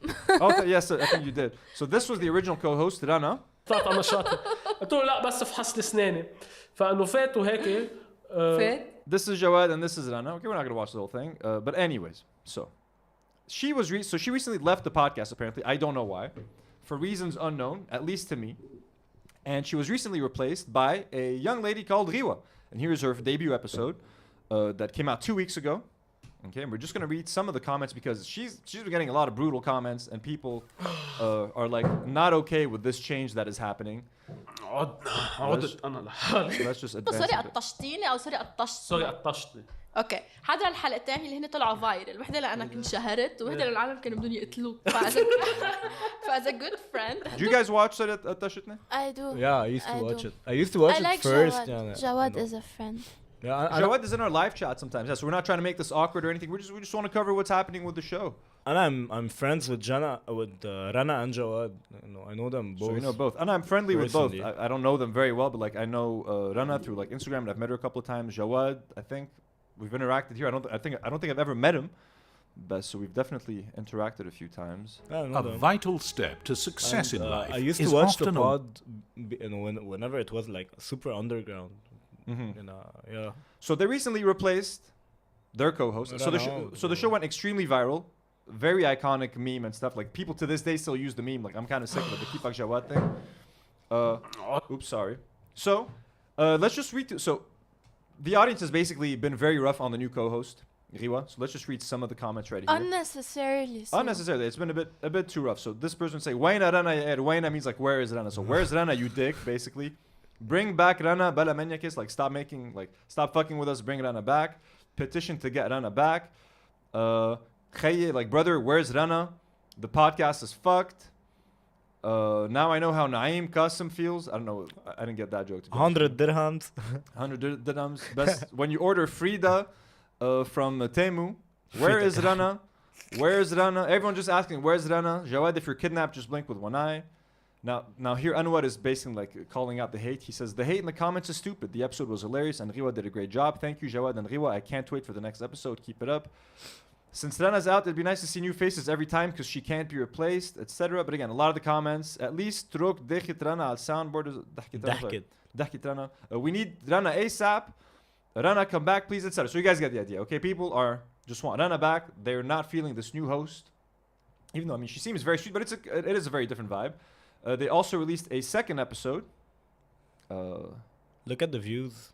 I personally loved both girls. I know they're different personalities, but they both, I know, very cute and funny.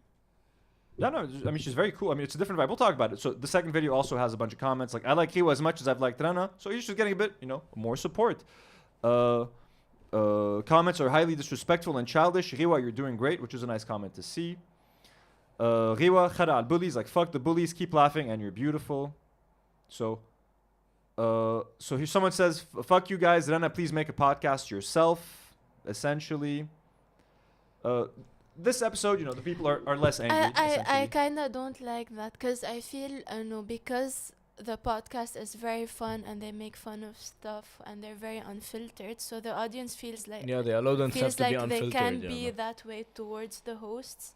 Of course. Which is like not cool. Well, no. So here's what I'm gonna say. So, and as you guys can see, the reviews have kind of taken a hit. So I mean, their videos had no problem crossing 50, 60, 70K. With the relaunch, they kind of relaunched with 20. And again, I'm not making fun of their views. We routinely used to get 9K views, and we used to pray for 9K views. So the fact that they're getting there now, for them, like maybe that's not good, but like they used to be getting 50, 60, 70, 80K, 100K. The relaunch was at 20K, and their latest episode is at 9K. So I mean, there is a dip in views. What I would say, and I say this with love, I think Riwa, the co-host, like was not set up to succeed in this way. Like for example, I think the old iteration of the show with Rana and Jawad was so iconic, and that meme was literally traveled around the fucking globe. I think it's hard to replace Rana. The combination of those two people was so iconic that, in my opinion, you should have launched maybe like a new podcast, something a bit different, a rebrand, change the name, change the name of the show, launch a new show. So that way you give Riwa a chance to start from a blank slate. That way, people were always gonna compare her to Rana. You can't get away from that, unfortunately. You know what I mean? So people are always, I used to prefer Rana, but at least if you start off maybe like on a brand new show, a brand new podcast with brand new branding, at least people are less likely maybe to make that comparison, and the show can exist as its own thing rather than constantly being compared to what used to be. And look, and I can't imagine how hard it must be to lose your co-host halfway through like a show. Like for example, I'm lucky here. I have a crew of people, and I haven't lost anyone yet, and I keep adding people. So like when Elijah and Nour first joined, we had 2 people. Then Nadim came, and then people got used to him. But it's not like Nadim replaced anyone. You know what I mean? He just came as a bonus. And then we added Karine. So again, it's not like Karine replaced Nour. Maybe if Karine had replaced someone, or if Nadim had replaced someone, the audience would have reacted a lot more negatively. But because the family is growing and everyone is still here, people aren't necessarily getting upset. But like for example, when Nadim first came, his first episode, people were like kind of weirded out. They weren't huge fans. Rough. They were kind of rough on Nadim the first time. Guys. When Karine, even Karine's first episode, people were like, yo, she's kind of annoying, or like she talks too much, like we don't want her back. Now people love Karine. So I mean, it happened. So what I would say to Riwa, like, don't be sad, you know what I mean? The internet is a crazy fucking place. So you're doing great. It's not easy being online and putting yourself out there. So I know some of the comments are rough, but you're doing really well. And also the view thing is a bit weird. Like the show did, and also like, look, taking 6 months off is not easy for like that. So to reboot a show. Actually, regardless of Rana changing, I think the show would have taken a hit views wise, regardless, just because you took 6 months off, and like that's not a very easy thing to recover from. And I almost never take time off. I'm terrified to take any time off because of like people's viewing habits change really fucking quickly. You'd be surprised how quickly people get over something. So stopping for 6 months probably wasn't very helpful. And look, changing the co-host is going to be jarring for the audience. And again, it was just such a popular show. So all I would say is, I mean, if I would have done something differently, I would have maybe helped Riwa by not making this a direct, a continuation. But what do you guys think of all But this? I also don't think that Jawad should fold under the audience pressure. And Oh, no. Rewa should keep going 100% because the audience will for sure come around. I think it's a matter of dynamism, the dynamics of the show. Like, because it started with Rana, who's a bit more of a shy girl that laughs a lot, and she knows how to throws the joke at Jawad in order to get him into this she's more reserved. She comedian says, mode. Yeah, she says less, but what she says is more punchy, maybe. Yeah. Like, with Riwa, for example, you can tell the dynamic is completely different. Like, she talks a lot more. It's more of a conversation between her and Jawad, whereas Rana would maybe speak less, and she would set up Jawad to make like a.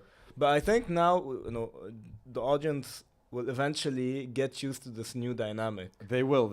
And that's it. Also, Rewa, this is her first appearance, so she also needs time to get the hang of it. Nahna, when we first started, we were very awkward, and of course, I was sometimes we horrible. would not talk at all. Sometimes we would talk too much. So, you just have to find a balance. I remember my first time on the pod, Zakar, you texted me after the episode. I fucked the mic off. Yeah, I kept touching the mic and shit. Yeah, it happens, folks. It happens. And I mean, also, I had one more point to make. What was gonna be? Keep talking. I forgot my point. I had one final point. We're not the interns. Let's do once a shout and out. for all. Let's do a shout out. We are the crew. Khalas. Shout out. Shout out to Vince Lasagna. Shout out. And Claudia. I'm just reading names from the chat. I had one more thing to say. Goddamn, I forgot it. Sorry, I'm gonna move on, I guess. But yeah, yeah, what was it? Keep reading comments. I was really want to remember that final point. Let me see if you have anything new.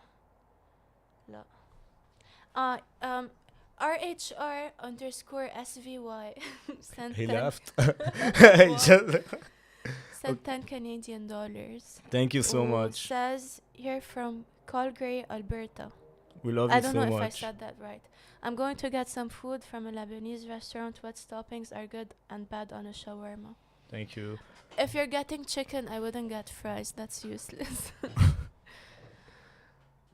Maria Bitar said, don't let the haters get to you, Nadim. Shout out, Maria Bitar. Thank you so much. Josh Patterson sent $10 and shout out Karine. Josh he said shout out Karine. Shout out Josh Patterson. Josh Patterson's already like a God-tier patron. Stop supporting us, Josh okay. Patterson. Please, thank you so much. We love you.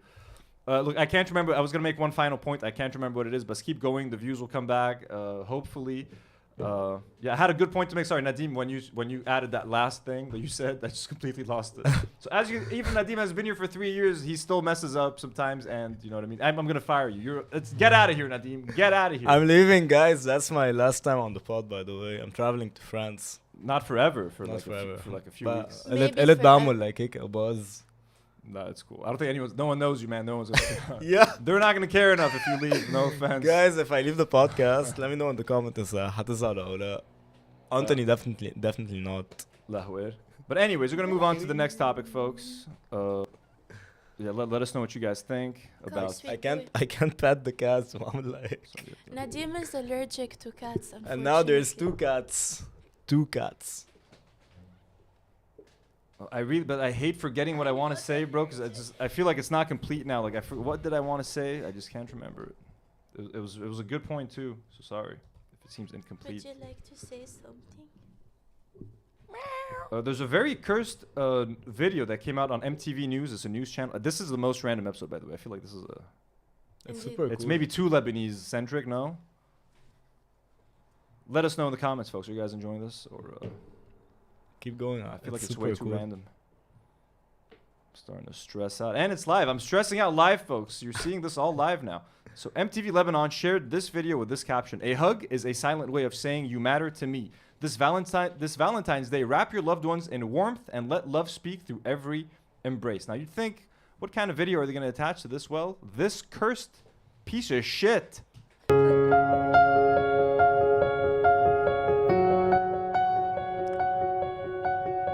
What the fuck is this? Why are you hugging Princess Diana? You're not on the video anymore. What am I on? Oh, sorry.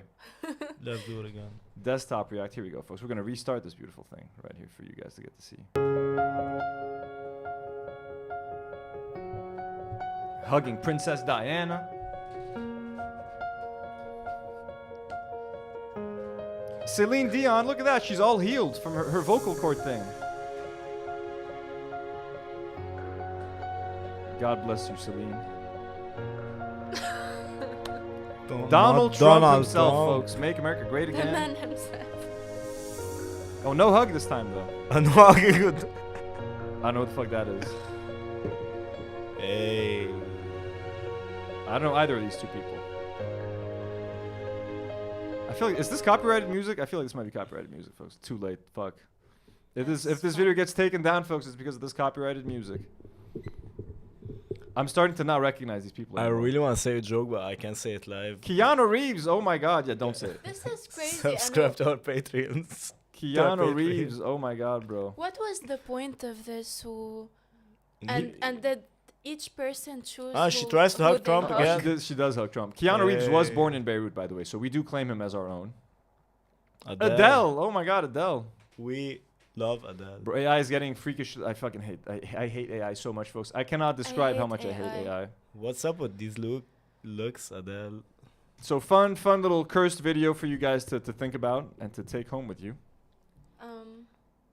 The cord is hidden, so I'm scared the camera's gonna fall. Which cord? Wait, who's playing with what? I'll fix it. Right. Maki was like, I think, somewhere over He's there. playing with the cord. That's always good. Oh, I feel like this is getting a little bit long, folks. Let's talk about Lebanese crime really quickly. Lebanon has been... okay, we're going to talk about crime, and then we're going to jump to Ethan, because it's already been like almost... It's been an hour and a half, so let's see what's up. Lebanese crime. So crime is up in Lebanon, folks. I know we tried to present Lebanon as a beautiful country and stuff, but I mean, hey, shit's getting crazy here. What's the video called? Crime in Lebanon. So here we have a quick video of crime in Lebanon, folks. And he's biting the cords. Don't bite the cords. 1 second. My G. Whoa, Maki. Come here, bro. Come here, buddy. Let's watch a video about crime in Beirut, folks.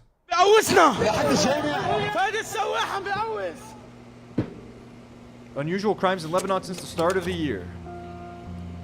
So Khalil was deliberately and repeatedly run over by Jonathan Shamoun. Why? To teach him a lesson not to cut me off. So the young man we saw, Khalil, literally cut this guy off in his car, and this dude decided to run him over repeatedly with his mother in the car. So like this guy's mom was sitting next to him in the car as they ran over that poor guy. May I have the IQOS, please? Is it charged? I'm gonna be smoking on camera, folks. Is it not charged anymore? It's been a long shoot, bro. I need to Saturday after dinners. Let's keep When they're done. Well, Saturday after dinner is gone. You know what I mean? So somebody's got to smoke some IQOS. Let's keep watching Someone this sent $2 and they said it's always good to see my sweet voice. You can't see her voice. Well, thank you. To see you, maybe they're calling me sweet voice. Yeah. I know. Thank you. Thank you. Maki, don't. No. So stressful. Maki boy, Maki, be careful.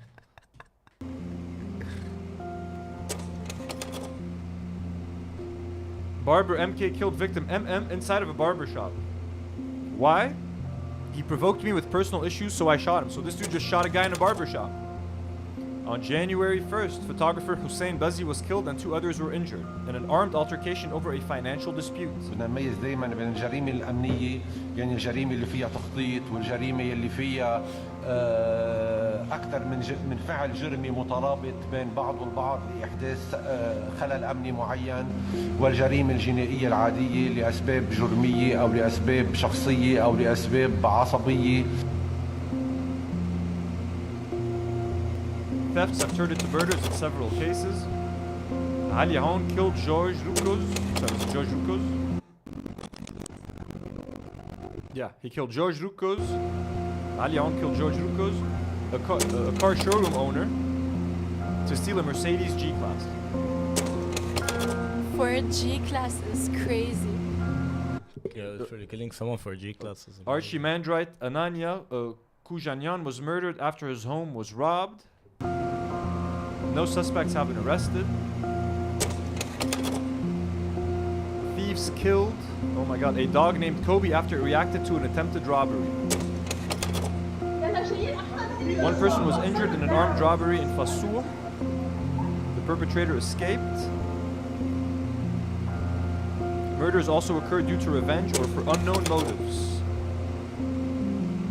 Hezbollah official Sheikh Mohammed Hamadi was killed in an act of revenge. The body of victim AHA was found and his killer AS was arrested. Shots were fired at the home of Father Eli Bashalmi. The perpetrator JQ was arrested. So as you can see, a lot of random weird crimes happening. People just killing people very openly with like almost no fear of consequences. Also in Lebanon, like if you're connected, if you have good connections, you can get out of like prison relatively easily and shit. Like the judicial system is extremely corrupt here. Lebanon in general is very corrupt. Nadim, you had a story that you wanted to share about another crime that happened at like a party or something? Yeah. No, allegedly, I don't know if it's a crime or not. But I know that not the victim, the other guy. The guy who did the crime is actually now, he ran away. So I was shooting at a party in Jamaica, and then what happened is that a couple who were in the party, they were going back. They were leaving? They were heading back home. And then suddenly there's a car, a Porsche car, a black Porsche car. Literally, the guy was driving at like 200. Fate Fion. Hit them? He hit them, and they died on the spot. Oh damn! They weren't in their car. They were driving. They were just on the road. They were walking to their car, and then he just hit them. And the guy mainly, he was driving. On the right side. Then he went to the left side, and and he was. I don't know if I was drunk. So it's like he was trying to hit them on purpose. He was on one side of the road. He saw them walking. I don't know. No, I don't think it was on purpose. I think that malaha or something like that. Okay. But what's super fucked is that he ran away. He just left the car in the middle of the road and he ran away. Damn. And so it might not even be his car. Maybe he stole it and like maybe hit them and panicked and shit. But damn, if bro, oh my god, I just. And it's actually it's pretty dangerous. Like a lot of like crimes happen at night, like when women are walking alone in Beirut and stuff. A lot of shit happens. A lot of thefts, and even in places where there's a lot of people in restaurants, like in Badaro, people's phones get stolen, purses get stolen. People on little bikes will drive up to you, grab your shit, and then like drive off really fast. Bro, but Instagram right now, like whenever you scroll, it's always like a crime like or something. CCTV footage. Yeah. There's a lot of shit going on in Lebanon right now, and a lot of people are blaming it on like the refugee situation. Like there's a lot of Syrians here, which I mean, look, when there's a lot of refugees, there's gonna be a little bit of extra crime happening, sure, but there's also like a lot of Lebanese people doing crime. It's the post-war chaos. It's everything. A lot of people are homeless very now. Low salaries, homelessness. There's a huge economic crisis happening here, hyperinflation happening. People lost most of their savings in banks. Bit by bit, there's going to be more crime, and this stuff is going to be happening more and more. Chômage, unemployment. There's a lot of unemployment. Young people are unemployed. You know what's super crazy, bro, about this whole story?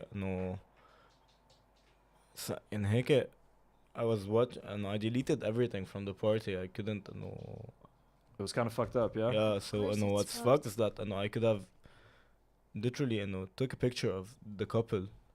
Oh, yeah, they might have been. And then they died, so... It's pretty fucked up, dude. It's fucked, and haram, I know a lot of people that, this girl and this guy were friends in common and everything, and haram, they were like 22 years old on a Valentine's Day, Yeah, that's really fucked up. Rest in peace, Allah yarhamun, and guys stay safe. And we hope the guy gets caught, dude. We're gonna switch to something a little bit different, a little bit lighter. Good friend of the show, Jerry Seinfeld here. Just a quick video of fuck Seinfeld. Someone here kind of tried to troll him a little bit. Let's check it out. Jerry, can I get a selfie? Sure. Free Palestine! I don't care about Palestine. That's sad. He literally said, I don't care about Palestine. He could have said nothing. He just could have been like, dude, don't troll me right now or something. But he literally was like, I don't care about Palestine, which we know, Jerry. Believe it or not, we know. Here's Jimmy Kimmel put in a similar situation. He kind of panics. He's not as much of a dick as Jerry Seinfeld is, but here's kind of what he says about it. What do I do? Say free Palestine? Oh, free Palestine. Oh, free what? Free Palestine? Yeah. What? What? Free Palestine? What do you want me to say? What? Free Palestine? Just fucking say free Palestine, bro. You don't want Palestinians to be free? Is it that fucking hard, Jimmy Kimmel? Who's holding your leash, bro? Are you gonna lose fucking sponsors if you just say fucking free Palestine, bro? What the fuck is happening? But anyways, I mean, let's bring it back to Ethan Klein a little bit if you guys want. You guys know Ethan is a huge fan of Seinfeld, and here is kind of how he and Ethan claims to be pro-Palestine. Like, for example, if I'm a fan of an artist and I find out that that artist is very much against Palestine and I consider myself to be pro-Palestinian, I stop supporting that artist. I don't like defend that artist. And Ethan, I would do that. Ethan, knowing that Jerry Seinfeld is kind of a piece of shit and hates Palestinians, even used a bunch of Jerry Seinfeld references in his content nuke. He talks about Seinfeld all the time, how much he loves the show. So he doesn't really give a shit what Jerry Seinfeld thinks about Palestine. Let's watch Ethan kind of reacting to this clip and what he had to say about it. That's sad. Look, it's Jerry Seinfeld. You know what I mean? I doubt he's that callous about it. I mean, he seems to seemed be pretty callous about it. Right I think he's more like. It was what? a very Jerry. I think he's just like what he's just responding to a troll. That was I think my there's take. some. I mean, though. I mean, obviously, He is definitely pro-Israel. Right. Don't yeah, get me wrong. Unquestionably. I mean, obviously, I don't like that he said that, but like, I fucking hate when people do this shit. Like, just put up the camera and like try to force someone to endorse whatever it is on the spot. Like, I feel like that was. I mean, if he really didn't want to say it, you could just walk away. Right. But the guy knew what he was doing. He was trolling him. Yeah. Right. And I'm sure Jerry gets this like all the time, everywhere he goes, right? So I don't know how callous he actually is. Obviously, I wouldn't say that, right? It happened to me when I got charged up on at the guy on Rodeo Drive. You handled it much better than Jerry. I like Palestine. Free Palestine. I agree. You know what I mean? I'm free tomorrow. But obviously, Jerry's Jerry. Jerry's Jerry. Oh, yeah. Good old Jerry. Good old Jerry. He hates Palestinians. He doesn't care about Palestine. Good old. Still love him though, Jerry. You're the man. You're my favorite comedian, and I love you. And I love you so much that I'm going to use Seinfeld references and Seinfeld music in my content nuke. I'm pro-Palestine. Don't forget, I love Palestine, but also my favorite comedian hates Palestine, and I love him, and I don't care that he said that. Like, how do you want us to take you seriously, Ethan? Jerry with this look, bro. It's wild. When you say shit like that, it's kind of crazy. Motherfucker, what? Like Jerry. Sticking to Ethan, we're gonna. So let's stick to Ethan Klein. I was gonna talk about like an Israeli man that got shot by a Jewish man, but we'll talk. The show's gonna run a little bit long. We're gonna switch to Ethan threatening to sue subreddits, folks. Ethan is suing a subreddit, and we're going to talk about that because, I mean, it's kind of insane what he's doing. They're going to have a whole episode about that tomorrow, so maybe we'll talk about it more next week or something. But for now, I'm just going to share Ethan's stories on this. So as you guys know, H3 Snark is a subreddit that specializes in like just criticizing the H3 podcast. And I didn't even know. So apparently, I thought like that this was a unique thing to the H3 podcast. I didn't know that Snark communities were a thing on Reddit in general. So there's Snark communities for everything. A bunch of different podcasts have Snark communities. A bunch of celebrities have Snark pages. I thought it was a unique thing to H3 at first. Turns out it's a thing that happens on Reddit all the time. And there happens to be one about H3. I was part of that community. Like, I've posted there just a couple of times. I've interacted with people. I've used a lot of the videos that come from that community. To be honest, it's a very nice community of mainly fallen H3 fans, people that were very passionate about H3 that found it impossible to criticize H3 in their comment section or the H3 official subreddit because their comments would get deleted and they would get blocked. So this community kind of formed naturally, I guess, over the years to become what it did. But Ethan thinks that they've been harassing him for a long time, and now he's trying to go after them legally, and this is kind of what's been happening. This is according to his Instagram stories, and we're going to watch some videos of him in a second. He says... So he announced on an episode a few days ago that he is going to be suing the moderators of the H3 Snark subreddit. So they announced that H3 Snark is going on break, and he screenshotted that post, and he said, "It won't save you scumbags from what's coming. I can't wait for your family, friends, work, and school to know what you've been up to." So he's literally threatening to dox them. He's telling these people that are anonymous on Reddit that I'm going to expose your names and let your families, friends, co-workers, employers know what you've been up to. So literally he's threatening to dox these people. Then he says, "Dear Snark mods, you have one opportunity to save your ass. Contact us with information about your fellow mods and collaborators, and I will spare you in what's to come. This is your one and only chance." What? He's literally threatening like internet trolls, and he's making them turn on each other and having to talk about each other to like save them from being fucking sued into oblivion. And Ethan is a multi-millionaire who can afford lawsuits. These people might be fucking dirt poor. No one fucking knows. And he's literally threatening them with litigation, which could be pretty fucking terrifying. But who do you think you are? Like, and he's doing like police deals. I'll spare you if you tell me. Give me a little Exactly. What the fuck? He's insane. Then he says I'll spare your lives. Then he says two of the main mods are actually Trisha superfans. Ironic that they organized a harassment campaign to ruin my life for being a Zionist when Trisha is actually a Jewish supremacist and Moses has fought in combat for the IDF. I mean, look, pretty good points. I brought this up once, and a lot of people from Snark like corrected me and were like, but actually Trisha has said this and done that since to prove that she's pro-Palestine. Look, I don't know how true it is, but the fact that Moses was actually in combat is pretty fucked up. But I have seen, again, clips of him at least kind of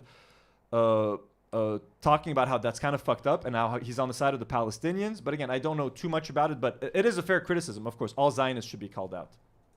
Then he said, you've spent all of your free time since October 7th in an effort to torture me, my wife, my family, my employees, my friends. You have defamed me, knowingly falsified images, broken laws, and interfered in my business. Nobody should ever have to endure this level of malicious harassment, and yet you have inflicted it on me and people I love. So first of all, Ethan's podcast is all about bullying other people, making fun of other people, calling other people out online, using their content against them, sending his fans to brigade their videos, make fun of them, comment, send them DMs. So it's rich and ironic that Ethan, a guy who has made his career on making fun of other people online, now getting upset that he's being trolled on the internet, and now he wants to literally fucking sue random internet trolls. Like, that is pretty fucking crazy. You guys know me quite well, being longtime paying members. I hope that what proceeds won't jeopardize your membership as we look forward to and enjoy your continued patronage. Sorry, there's some more photos. He's so dramatic. He's For very no dramatic. reason. You spent your free time stalking Hassan. Then he says, it's called a subpoena, not doxing. It's a routine part of civil litigation, and all I need is an IP address which is held for 100+ days, even if you erase your account. This network of sock puppet account will not save you, Snarker. Then he talks about an article, blah, blah, blah. Then he shares a message that a Snark moderator sent to another moderator. He says, Snark cleaning house in their paranoia. I feel terrible for them. How did I get this DM? You guys can pause if you want to read the full DM. We're not going to read this. So anyway, so Ethan literally threatening to dox people. Let's watch the clip from the podcast where he kind of talks about what is happening with this lawsuit. Or by Friday, too. After this show? But just to tell you guys, we have a mole in Snark. In the Oh, advertising. Oh, no. And they just gave some heart emojis. So thank you for that. 50? Should I won't play it again. So you know what? Let's save all this Snark saga because there's so much there for Friday. There's probably going to be more by Friday. Like too. tomorrow? After this show? But just to tell you guys, we have a mole in Snark in the mods. Oh, you're just going for it, huh? Well, I'll get into it.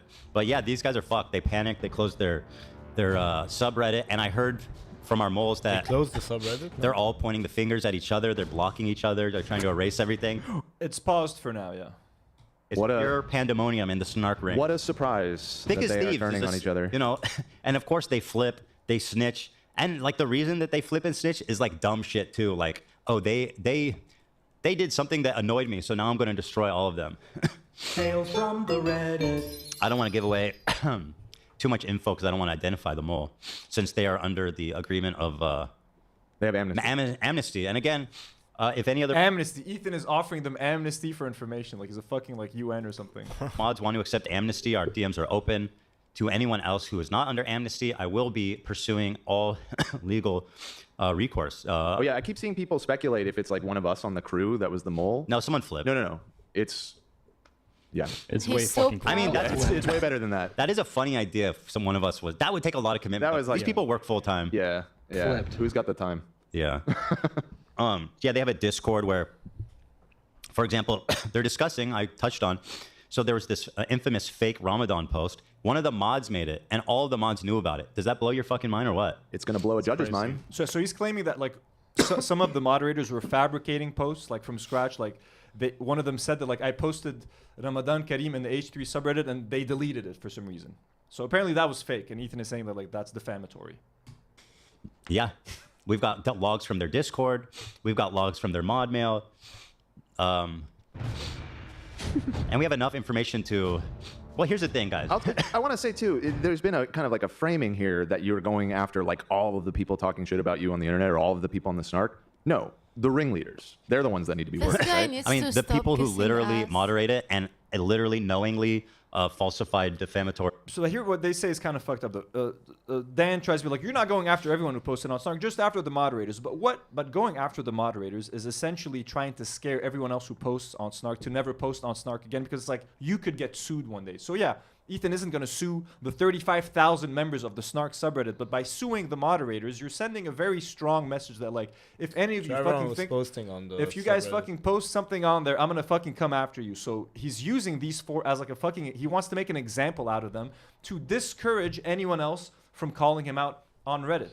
This is insane. It's insane. It's kind of like him trying to be like, if you guys say the word Zionist, you're anti-Semitic. He's trying to discourage anyone else from using the word Zionist so that they're not called anti-Semitic, so that to silence them from criticizing him. Now he wants to criticize anyone. He wants to silence anyone criticizing him on Reddit.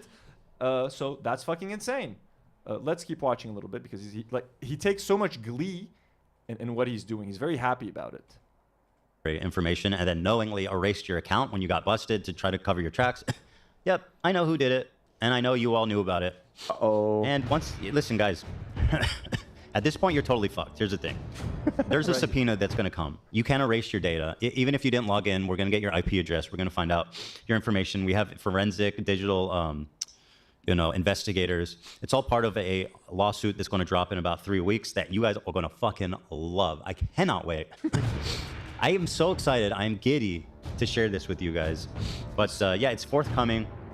And like we've always known that this is likely what was going on, but it's so interesting to honestly, like, see it in the flesh. You know, I was skeptical that it was and again, he claims that he's not doxing them. But the fact that it's a subpoena, and as part of the subpoena, the people's names are revealed, their names and identities are revealed. He's essentially trying to publicly mock them and get people to literally harass them. You know what I mean? The mods, because that would just be too fucking insane. And there's a big enough community there of crazy people, sure, that it could have been anyone. But the fact that it was one of the mods and that they all knew about it is really fucking something. Yeah, it really is. So I think not only did they violate civil laws and defaming me, they may have also violated criminal laws and doing hate crimes, harassment, all this kinds of stuff.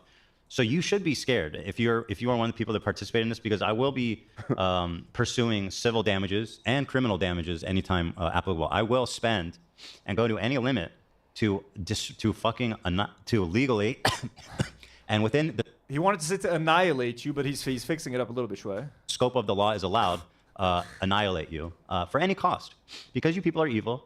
You people are disgusting fucking human beings. You thought you could harass. You thought you could. You literally just could have watched something else, man. You could have just changed the channel.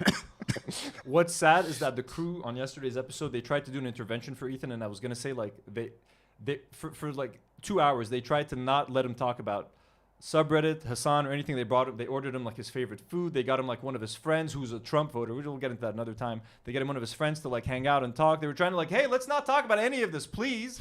And then 2 hours later, so I mean, I'm gonna try to give the crew some credit, but then Dan just fucking flipped and was like, haha, yeah, fuck Reddit. Like he's really enjoying it too. So yeah, I mean, Dan, I don't want to talk about the crew anymore. You guys know where I stand with that. Pretty much. And I've never sued anyone, right? I'm happy to say this is my first foray into I wanted to say, and he's always been the guy that gets sued. He's the guy who gets sued. He's the guy who stands up. What the fuck are you doing that? You're ruining everything. Bro, he's the guy who used to stand up for freedom of speech. He stands up for fair use of content. Now he's like he reminded me of like a school hall monitor. The guy who runs after students. Hey, stop running. Hey, why are you doing this? Hey, you shouldn't be doing. Stop hitting your friend. It's like, bro, Ethan used to be fucking fun on the internet. Now he's just going after Twitch. He's going after Reddit. He's going after YouTube. Anyone that criticizes him, he wants to get people deplatformed. He's going after sponsors. He wants to fucking sue Redditors. Like, what the fuck? I mean, that's. But when will he stop? He won't stop. But he wants to stop anyone from fucking talking about him on the internet. And to be honest with you guys, when will this end, Anjad? The whole drama. Oh, it's never, bro. He's not going to let it end. Hassan is already ignoring him, but Ethan keeps talking about him. Hassan said, I don't want, if anything, literally, he's like, don't bring me anything that mentions Ethan. I'm not interested. Like, I don't want to see it. I don't want to read it. Here's what I tweeted. I kind of had this thought. because I kind of agree with. Here's what I think. I said Ethan Klein is taking a page out of the IDF playbook and carpet bombing the entire internet, Twitch, YouTube, and Reddit to get rid of anyone calling out as Zionism. Mostly small creators with tiny followings and minimal influence. Would be funnier if he didn't seem so gleeful about it. His official H3H3 subreddit has been harassing me for weeks. They're sharing screenshots of my desktop to find dirt on me, and even searched me and my team's LinkedIn to harass our employers. But I'm not a little bitch like he is to threaten suing a subreddit. And first of all, and the Israel IDF Palestine comparison actually is pretty apt, because Ethan and Ela, let's consider, are like Israel. They're the IDF. They're rich. They're millionaires. They have weapons supplied by the US and by the West. They have everything they need. And all these other little creators that they're going after, like Frogan or Denims or myself or whatever, we're the resistance. We're scrappy. We don't have much of a following. We don't have a lot of money. We don't have a lot of resources to fight back. And we're trying our best to fight this behemoth, this David versus Goliath fucking story. You know what I mean? But Ethan, in his attempt to destroy the resistance, is carpet bombing, is trying to destroy all the internet, much like the IDF destroyed all of Gaza to kill a few Hamas soldiers. They've murdered everyone and everything in their path, every child, every woman, doesn't matter. They want to take out Hamas. So now Ethan and Ela want to take out Hamas. They want to take out the online resistance, basically. We're not Hamas or anything like that. They want to take out the online resistance that is resistant to their Zionism by carpet bombing. They want to ruin Twitch. They want to get the CEO of Twitch fired. They want to do an adpocalypse on Twitch. They want to get rid of me on YouTube. They want to, they're mass reporting us on YouTube. They want to sue people on Reddit. But what do you think? Okay, if you close down that subreddit, much like the IDF can't get rid of resistance, okay, you can get rid of Hamas, but are you going to get rid of the spirit of resistance? No. If you close a subreddit, people are going to find somewhere else to talk shit about you, dude. Like, what the fuck are you doing? Much like if Israel defeats the Hamas, what, is resistance going to stop? Are people going to stop resisting and wanting their land back? No, resistance is going to exist under another name. H3 Snark will survive under another name because Snark is resistance. Now, if you want to make the argument that Snark subs in general are a bad idea, or Snark subs shouldn't be allowed, then they shouldn't be allowed on Reddit. But if Reddit allows Snark subreddits to exist, you don't go after people for doing what Reddit has allowed. You go after, not that I'm saying you should go after Reddit, but if you wanted to sue someone, sue the platform that is allowing this. Don't go after random users for using something that everyone does. Reddit needs to stop all Snark pages if that's what you want, if that is your goal. And look, there is an argument to be made that, like, yo, these pages that exist simply to, like, criticize and harass people, but yeah, maybe they can cause some anxiety or depression and lead people to maybe kill themselves or self-harm. I'm not going to argue that. I'm not going to sit here and tell you that it's great to have a Snark subreddit. I would probably not like it if there was a Reddit that was just dedicated to, like, going after me and criticizing everything that I do. But guess what, Ethan? Your H3 subreddit, the official subreddit of H3, is an extremely abusive subreddit that could literally be defined as a snark, because your H3 subreddit snarks on everyone that you disagree with. Anytime Ethan goes after someone on his podcast, his subreddit becomes dedicated to shitting to that person. The H3 official subreddit is basically a Hassan Snark subreddit. It's a Mika's Rhetoric subreddit. It's a Mike from PA Snark subreddit. It's a Do Not Worry podcast Snark subreddit. Everyone you hate, your subreddit literally focuses on. You guys want to see some examples of the H3 subreddit's thoughts on me? Let's see what they've been doing to me and sort of like harassing me. And it's not like what they're doing is horrible. Can you imagine me thinking that I'm going to fucking sue them? They're just fucking internet trolls. And when you put yourself online, and if you're going to say problematic shit like Ethan has about Israel and Zionism and Palestine, you're going to get called out for it. I said some shit that the H3 subreddit disagrees with. They're calling me out. I'm not out fucking suing them. I can be annoyed by it. I can think they're fucking weird and like fucking freaks, but I'm not going to sue them.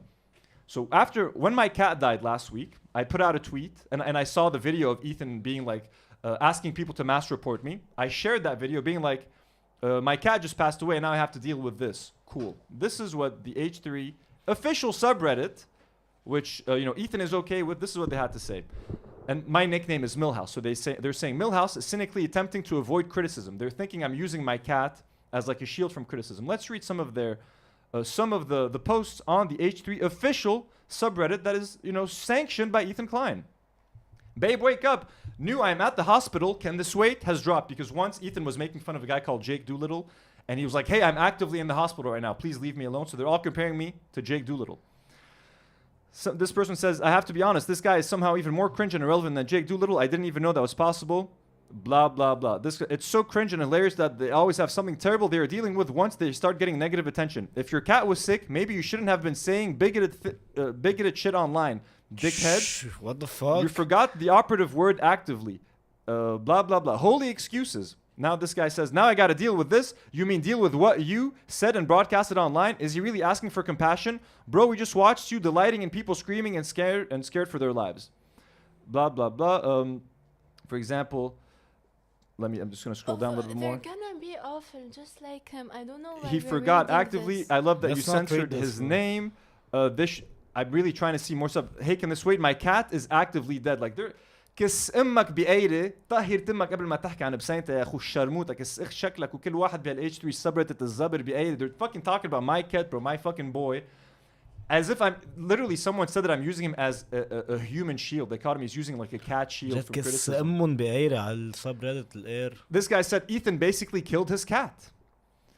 So what he's saying is he values his cat more than the lives of ordinary Israelis just living their lives. These people live on another planet. Sorry, I do value the life of my cat more than I value the life of my cat more than most fucking people on this planet. It doesn't matter if they're from Israel, but yes, I do value my cat more than Israelis. Sorry. You should deal with the consequences of your actions. You promote the idea of death for innocent civilians, which I do not. What is that called? Can you answer that without saying they deserve it because of what the government does? Motherfucker cheering on fear, violence, death. He wants sympathy now. You have no soul to sympathize with. Here's another post. Millhouse accidentally exposes his computer live on stream. So like when I stream, sometimes you guys accidentally see my desktop. These people screenshotted my desktop and are going through it to see if there's anything. So I had a folder. I was going to talk about how Zionists, how Israelis defend their guards. Like they tell their guards to basically rape Palestinian prisoners and how they defend that. I had a folder and I called it the R-word folder and whatever, bro. They're literally taking screenshots of my desktop and they're arguing how like so done. This is so like, gross and yeah. I really don't know why we're reading. They're this. like having a rape folder is certainly a choice. They're all just talking about how I have a folder. You know what I mean? And like they're thinking I'm some sick fuck. This is just an example. Also, we had people from the Destiny subreddit asking Ethan to find my employers and email our employers. Nour had someone checking her LinkedIn and then she saw who all the other accounts he checked all of our LinkedIns so they can find our employers and reach out to them. So Ethan's own fucking subreddit is actually harassing and actually doing shit. Are any of us considering fucking suing them? No, bro, they're fucking annoying. It's part of the gig. It's part of being online. You don't fucking do that. You know what I mean? It's fucking insane. So anything in the comments, anything in the chat? While I close this quickly. And if you get like just write, go to the H3 official subreddit. Either write Millhouse, write Do Not Worry podcast, or write DNW. You'll see all the shit that they talk about us. Like it's pretty fucking insane. So I don't feel bad for Ethan. Now is it again? Am I against? Is the concept of a Snark? But like even on Facebook, bro, people can start a Facebook group or a Facebook community and just shit on whoever they want. People can do it on Twitter. Are you gonna sue Twitter next? Because free speech. Because people have mean tweets about you, Ethan. You say shit, they have consequences. People are gonna comment. Just like I said shit on this podcast that I'm gonna have to answer to for the rest of my life. If people want to bring it up, sure, it's part of the gig, bro. You're online. What the fuck is this? It's so fucking absurd. And the fact that he's so happy about it, and he went from seriously being a free speech hero, like everyone fucking loved and respected Ethan, bro, for all the shit that he did to defend the rights of YouTube creators and stuff, and now he's setting a very dangerous, precedent, going after, Reddit and random people online. So I know it's pretty crazy. We had a couple other topics to talk about, but we're gonna save them for next week. We have some fun Lebanese social media characters, like a weird perfume lady and a lady called Dana Mueller who sells like women's products and stuff. They're very controversial, so we're gonna talk about that. We're gonna talk about a few more things, maybe some more H3 stuff. But for now, I think we've done a lot for this episode. A lot. It's pretty long, maybe. Hopefully, you guys enjoyed it. I know We've been on for 2 hours. I just wanna shout out Hadi from 16mm because he's in the chat. He DM'd me. He told me he just heard about the Big Kahuna shout out. We invited us for lunch. Shout out. I'd love to get another Big Kahuna burger, to be honest with you, but I want to pay for the next one, Hadi. If he keeps inviting us for free and doesn't allow us. We have to go like as a outing. As an official outing and as a paid outing. We have a super chat, RHR SVY. Fuck Ethan, but I love the fun and Lebanese content. Can't wait. Fuck Ethan, but I love the fun and Lebanese content. Can't wait till we're past this loser. Also, the shawarma was amazing. Love for Lebanon and love y'all. Thank you. Thank you folks, for the 10 Canadian dollars. Thank you so much. Make sure we haven't missed any of the super chats or any other interesting chats. I just want to take a second. I want to thank our got your patrons one more time. Rifat Fakih, Elliot Mujabir, Jack Sleeman, Dominic Selger, Daniel Nechle, Josh Patterson, and Emma Watson. We love you guys. Thank you so much. Some superhero patrons like Dr. William Watfa, the Boobs Doctor, A Rose for You, Brian Hernandez, Michelle Bagnall, Coco No, blonde patrons like Nicolas Malouf, Janazo Sabine 420. Our favorite number is 420. I'm kidding, folks. I'm kidding.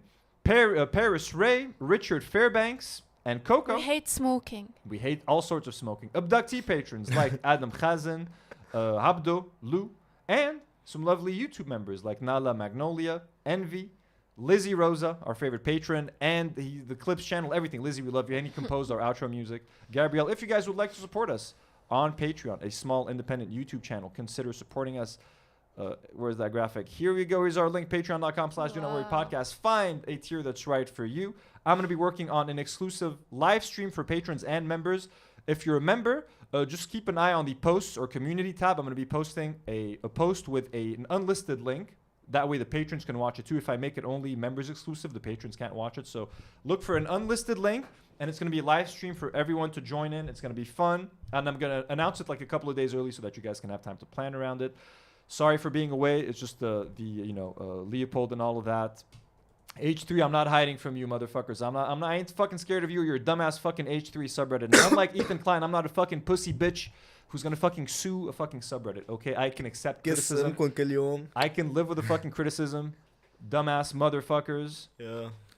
What else is there? Did we miss anything? We'll see you guys next week with some more Lebanese stuff and some more American stuff. To all our audience, everybody watching. It was a great episode. We love you guys so much. Nadim, we're gonna miss you. We'll see you. You're going to Paris Fashion Week. You're gonna be doing shoot some fun stuff, shoot some cool videos, make a nice vlog, bring it back with you. We'll watch that when you come back. I'll go back to Malik Taou. All right. Oh, do a review of Malik Taou. Does it film it this time? Yeah. Film the video review. I want to know how the French Malik Taou is. Folks, with all that said, we love you. And as always, do not worry.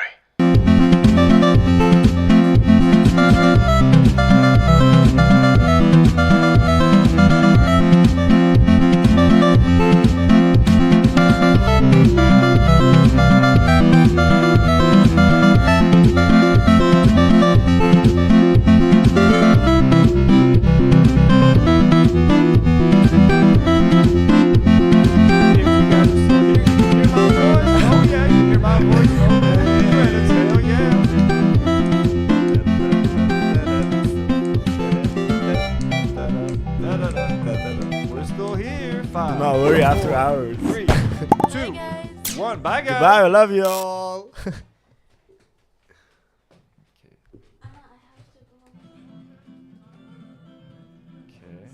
Okay. Can you